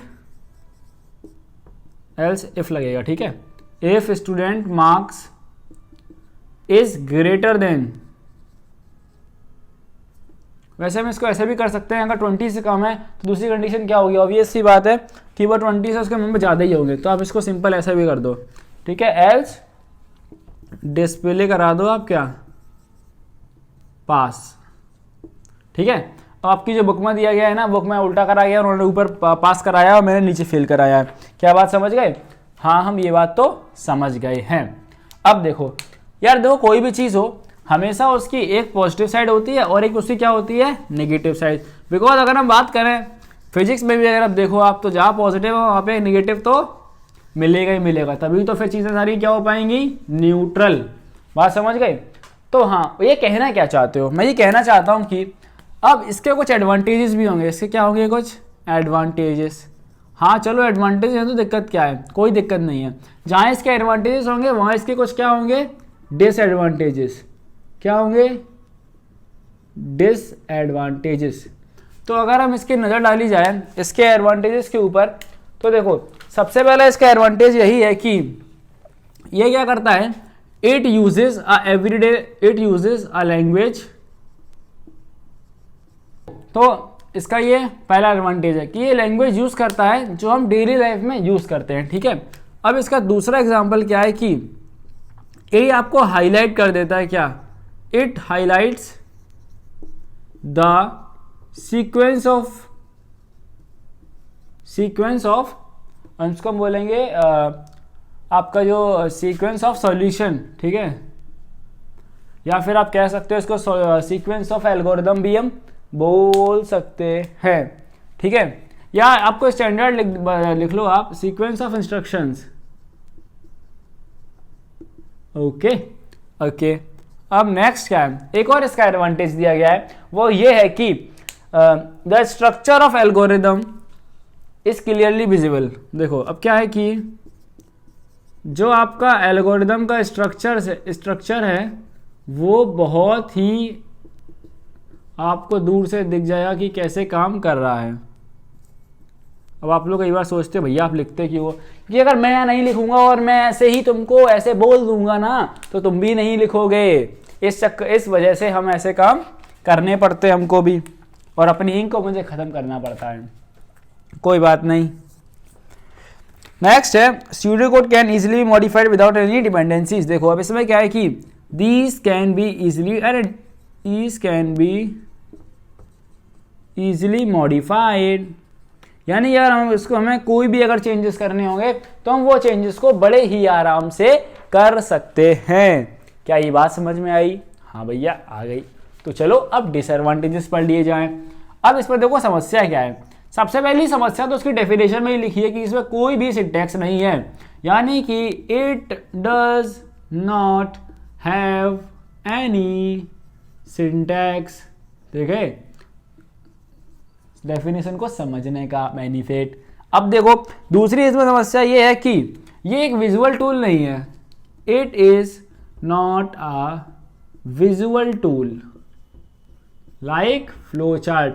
जैसा कि हम फ्लो चार्ट में हम बहुत आसानी से हम देख सकते हैं और हम विजुअलाइजेशन से बहुत अच्छे से समझते हैं, इस वजह से ये इसका एक डिसएडवांटेज हम मानेंगे। नेक्स्ट क्या है, नेक्स्ट इसकी समस्या है कि इट कैन ओनली बी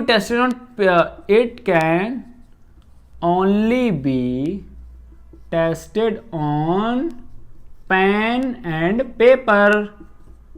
ठीक है, अब पेन एंड पेपर मतलब भैया देखो हम सिर्फ ये जो हमारे सूडो कोड्स है ये सिर्फ हम पेन एंड पेपर पे इनका इस्तेमाल कर सकते हैं, क्योंकि इसके लिए कोई प्रोग्राम ऐसा अवेलेबल नहीं है।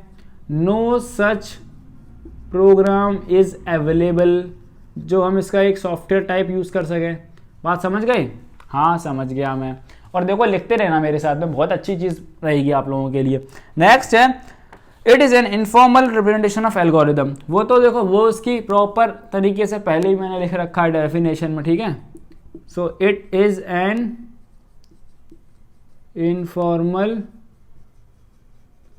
Representation of algorithm. ओके, हाँ भैया ये तो चलो समझ में आ गई।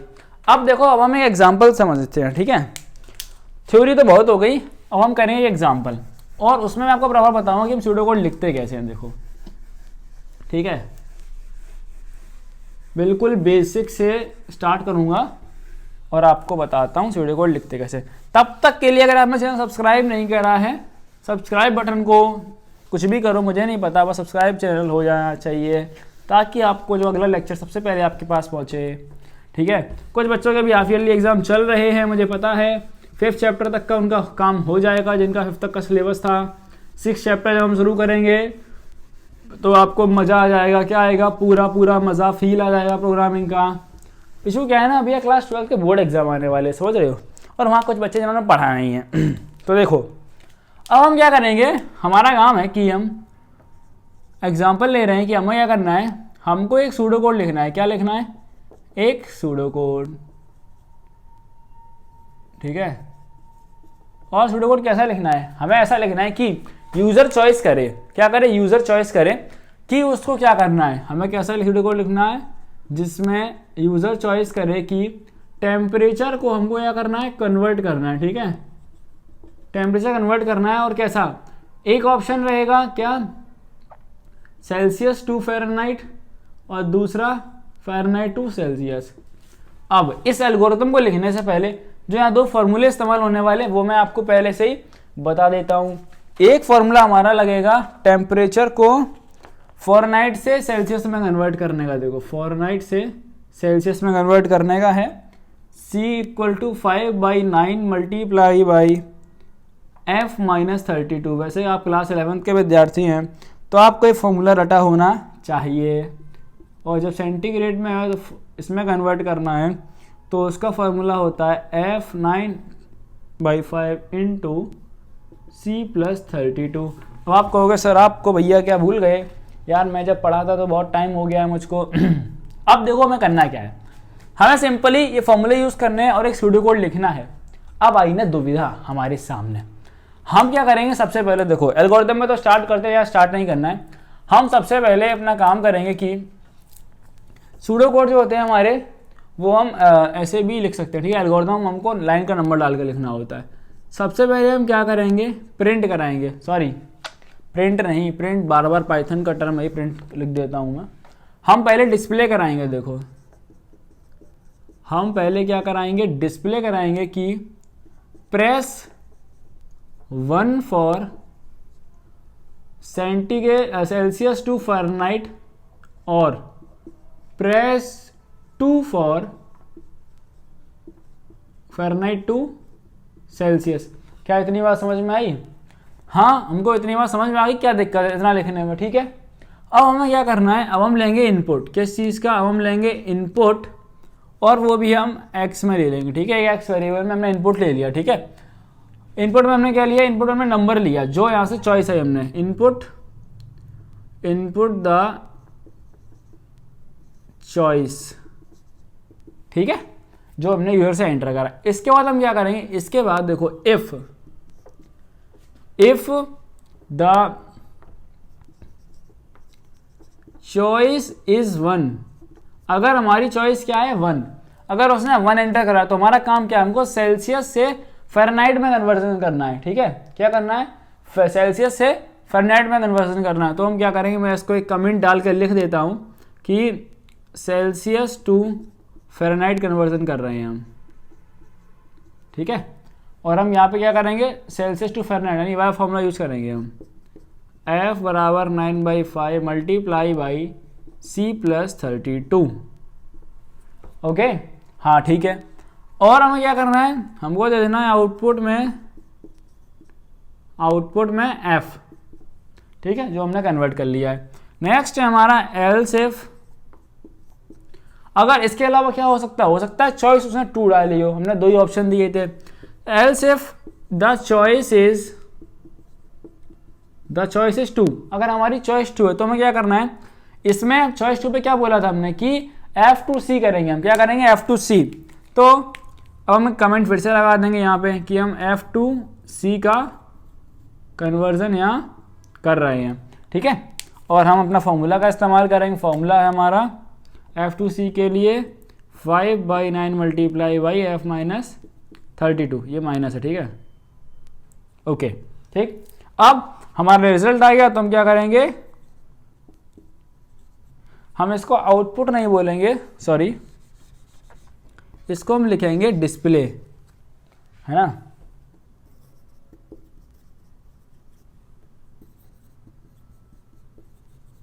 डिस्प्ले सी।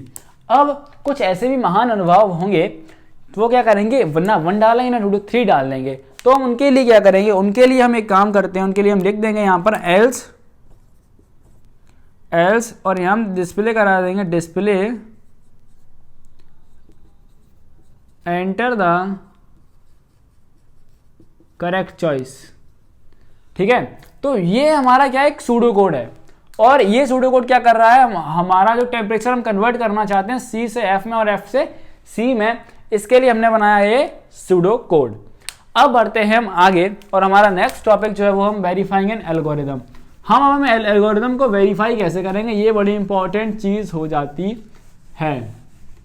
अब देखो, अब हमने एल्गोरिदम सही लिखा है, ये तो हमको पता है ना, या लिखने वालों को पता, चलो मान लो तुम प्रोग्रामर हो, नए नए सीखे हो, अब तुम चाहते हो कि भैया हमने एल्गोरिदम लिख तो लिया, अब कुछ ऐसा तो बताओ कि हमें पता चले हमने हमारा एल्गोरिदम लिखा हुआ सही है या गलत है, हम चेक कैसे करेंगे। तो आपके ही किताब में एक टॉपिक दिया गया है वेरीफाइंग एन एल्गोरिदम। ओके, सो हम स्टार्ट करते हैं। वेरीफाइंग एन एल्गोरिदम, पता है इस ऑनलाइन और वन साइडेड लेक्चर का पता क्या घाटा है यार, तुम मतलब कुछ आपसे बात भी करना चाहूँ ना तो वीडियो लेंथ लंबी हो जाएगी, फिर मैं सोचता हूँ यार रहने देता हूँ, ठीक है, क्या मतलब है, आप फिर लंबा वीडियो देख के तुम वैसे वीडियो छोड़ के चले जाओगे या क्लिक ही नहीं करोगे, क्या ही मतलब है। चलो अब देखो इसका मतलब क्या है, इट मीन्स इसका मतलब ये है एल्गोरिदम को वेरीफाई क्यों करेंगे, हम सीधा सा चेक करना चाहेंगे कि to check the algorithm is working as per the need or not, ठीक है। अब देखो, अब क्या है, अगर हमें एल्गोरिदम वेरीफाई करना है तो हम एक चीज का यूज करेंगे जिसको हम बोलते हैं ड्राई रन। हम यूज करेंगे किस चीज का, ड्राई रन प्रोसेस का हम इस्तेमाल करेंगे, ठीक है।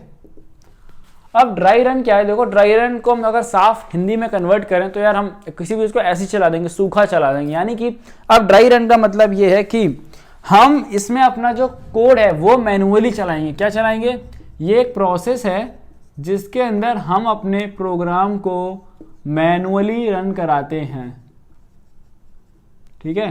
क्या कराएंगे, हम मैनुअली इसको रन कराएंगे, खुद से रन करा के देखेंगे। अब देख लो इसके कैरेक्टरिस्टिक्स आप पहले पढ़ लेते हैं हम, इसके क्या ड्राई रन के कैरेक्टरिस्टिक्स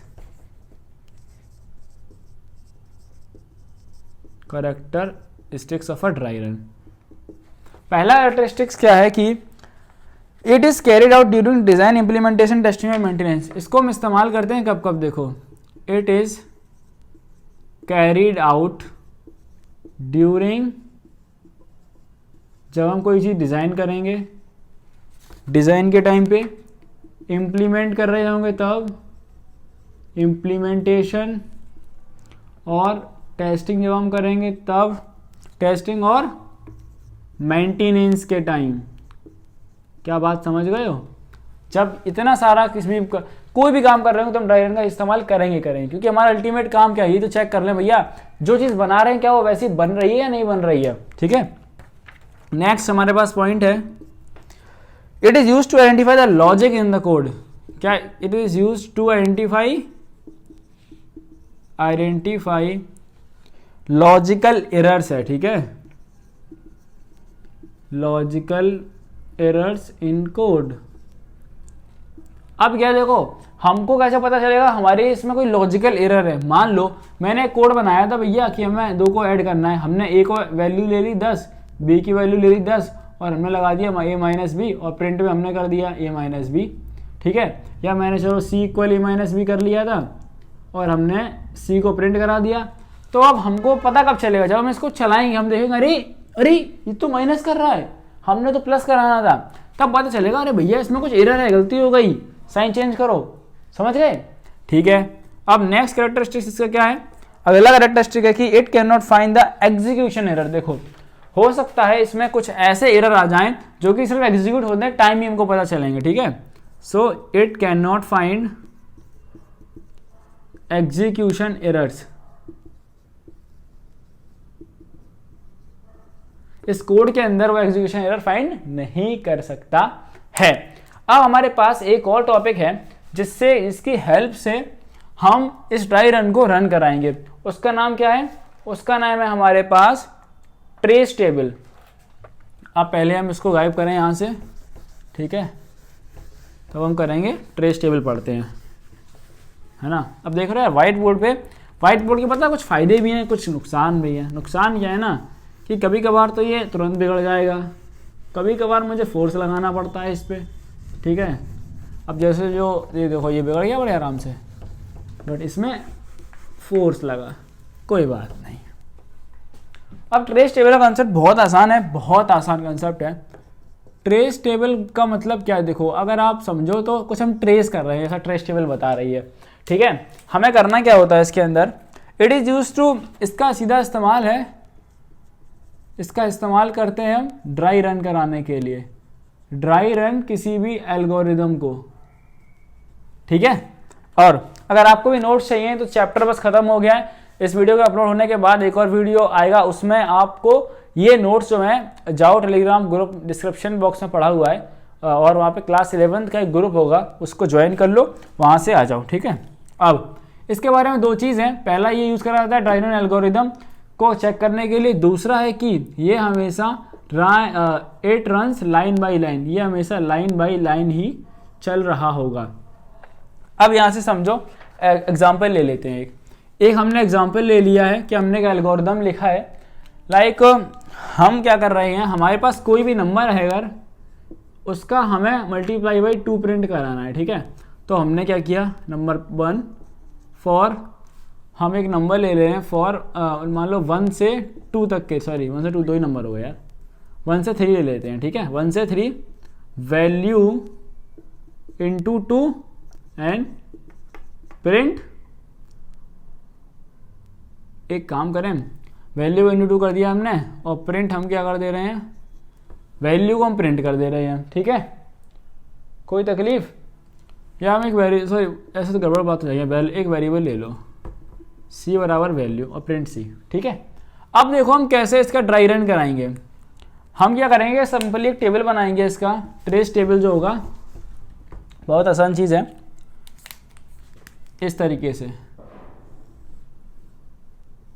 कहो भाई क्या बना रहे हो, बड़ा आसान, देखो अभी एक हमारे पास c है यहाँ पर, ठीक है, हमारे पास एक वैल्यू इंटू 2 स्टेप रहेगा एक, और एक हमारे पास रहेगा वैल्यू। अब ये क्या है, फॉर का लूप है, बस अभी आप समझते जाओ, और यहाँ लिखेंगे हम लाइन नंबर, ठीक है। अब जब ये पहली बार एग्जीक्यूट होगा तो ये यहाँ से वैल्यू ले लेगा, तो लाइन नंबर 1 में इसकी वैल्यू क्या पहले 1 रहेगी, ठीक है। फिर क्या होगा, वैल्यू इंटू 2 होगा, तो वैल्यू इंटू 2 होगा तो कितना हो जाएगा, 2 इंटू 1 2 हो जाएगा, लेकिन ये अगली लाइन में फिर चला जाएगा, ठीक है। फिर नेक्स्ट लाइन में आ गई, हमको सी को प्रिंट कराना है, तो हम क्या करेंगे, 3rd नंबर पे आ जाएंगे, 3rd नंबर लाइन में आ गए तो ये सी प्रिंट हो जाएगा 2, ठीक है। अब क्या होगा, देखो अब इसको यहाँ बंद करो और यहाँ से इसको एक और इस तरीके से बना के इसको काट दो, क्यों काट दो मैं बता रहा हूँ, देखो। अब यहाँ एक बड़ी इंपॉर्टेंट सी चीज़ है कि after next iteration, after next iteration, यानी कि जब वापस से इसकी वैल्यू 2 हो जाएगी, ये लूप वापस से चलेगा, तो फिर लाइन नंबर हमारा क्या हो जाएगा 1, वैल्यू हमारी इसकी क्या 1 थी, अब 2 हो जाएगी, ठीक है। 2 में 2 इंटू करोगे तो 4 हो जाएगा, और लाइन नंबर हमारा ये 2 हो जाएगा। जब 3rd लाइन पे आओगे, लाइन नंबर 3 पे आओगे, तो प्रिंट कराओगे सी की वैल्यू, सी में क्या वैल्यू इंटू 2 की वैल्यू, वो वैल्यू 4 है, तो ये 4 प्रिंट कर देगा, ठीक है। अब हम फिर से लेंगे एक बार, एक और इटरेशन है, आफ्टर नेक्स्ट इटरेशन, ओके। फिर एक छोटी टेबल बन जाएगी इस तरीके से ही, इसमें क्या हो रहा होगा, 3 ले लेंगे हम, तो 1 2 3, हम क्या लेंगे, वैल्यू को 3 ले लेंगे यहाँ से, और वैल्यू इंटू 2 करेंगे तो सेकंड लाइन में 6 आएगा, और फिर 3rd लाइन में क्या प्रिंट सी, तो हम 6 को प्रिंट करा देंगे। ये तरीका है हमारा किस चीज़ को, ट्रेस टेबल को हम ऐसे यूज़ करते हैं। हमने एल्गोरिदम कंपेयर भी कर लिए, अब हम लास्ट हमारा टॉपिक बचता है, वो है एल्गोरिदम को क्या करने का, एल्गोरिदम को हम क्या करें, बताओ बताओ जल्दी बोलो, जल्दी बोलो। एल्गोरिदम की हम स्पीड को चेक करेंगे, या फिर हम उनको कंपेयर करेंगे, हमारी आदत होती है ना वैसे चीज़ों को कंपेयर करने की, तो यहाँ पे भी हम इनको कंपेयर ही कर लेते हैं। चलो तुम कह रहे हो तो हम कंपेयर कर ही लेते हैं। अब देखो जनरली क्या होता है, 2 फैक्टर्स होते हैं कंपेयर करने के, क्या होते हैं, 2 फैक्टर्स होते हैं। पहला फैक्टर होता है हमारे पास, वो होता है, जनरली बात कर रहा हूँ, ध्यान से समझ लेना, पहला होता है स्पीड, दूसरा होता है टाइम, ठीक है। नॉर्मली पहला स्पीड, दूसरा टाइम हो जाता है, बट इस कंप्यूटर के केस में हमारे पास क्या है, फैक्टर तो 2 ही रहेंगे, बट फैक्टर थोड़े हमारे पास बदले हैं, उनको कुछ नाम दिया गया है। एक फैक्टर नंबर 1, फैक्टर नंबर 2। ये पहला फैक्टर है हमारे पास स्पेस वाइज एफिशिएंसी, क्या है, स्पेस वाइज एफिशिएंसी, ठीक है। और दूसरा हमारे पास है time wise efficiency, time wise efficiency. अब स्पेस वाइज इफिशियंसी कहने का मतलब ये है कि आपका जो एल्गोरिदम है वो कितनी मेमोरी कंज्यूम कर रहा है, ठीक है। देखो ये आपकी कितनी memory, how much memory is consumed before it ends, यानी कि जब आपके पास, जब वो एल्गोरिदम चल रहा था उसके खत्म होने से पहले उसने कितनी मेमोरी कंज्यूम करी, ठीक है। और दूसरा टाइम में क्या रहेगा कि how much time it takes to complete, उस एल्गोरिदम को रन कराने के लिए इसने कितना टाइम लिया, how much time it takes to complete the algorithm. But ये कुछ एक्सटर्नल फैक्टर्स पे भी डिपेंड कर सकता है, जैसे कि अगर हम इसके फैक्टर्स की बात करें तो अवेलेबल रैम कि उस टाइम पर कितनी रैम अवेलेबल थी, कंप्यूटर का आपका हार्डवेयर भी मैटर कर जाएगा, और आप कौन सी प्रोग्रामिंग लैंग्वेज का इस्तेमाल कर रहे हैं, इस पर भी ये टाइम वाइज जो क्या आपकी एफिशिएंसी है वो भी मैटर करेगी। ओके, सो बस स्टूडेंट्स, इसी के साथ में सीडी कोड्स के साथ चैप्टर हमारा खत्म होता है, और आप जो इसके एक्सरसाइज के सवाल हैं वो सॉल्व कर लेना ताकि आपके कंसेप्ट्स बहुत ज़्यादा अच्छे हो जाएं। बाकी हम मिलेंगे आप सभी से हम अगली वीडियो के साथ में, तब तक के लिए एक दिन का गैप तो रहेगा बिकॉज हम नेक्स्ट चैप्टर शुरू कर रहे हैं, चैप्टर 6 और चैप्टर 5 जिसका छूट गया ना, एक बार पढ़ लेना यार। चैप्टर 6 से अगर तुमने छोड़ दिया तो फिर आप एक फ्लो होता है, देखो प्रोग्रामिंग में क्या है, एक फ्लो है चीज़ों का, अगर आप छोड़ दोगे तो आपको दिक्कत में आ जाओगे, ठीक है। चैप्टर 6 से बिल्कुल नहीं छोड़ना है, दोस्तों को शेयर करो, उनको बताओ कि हाँ अगर आपके इधर रिसोर्सेज नहीं है, कोई अच्छा टीचर नहीं है तो आप विशाल भैया से पढ़ सकते हो। बस चैनल को सब्सक्राइब करना है और टेलीग्राम ग्रुप को ज्वाइन करना है डिस्कशंस के लिए। बाकी मिलेंगे आप सही से हम अगली वीडियो के साथ में, तब तक के लिए मैं चलता हूँ और चैनल को सब्सक्राइब कर देना।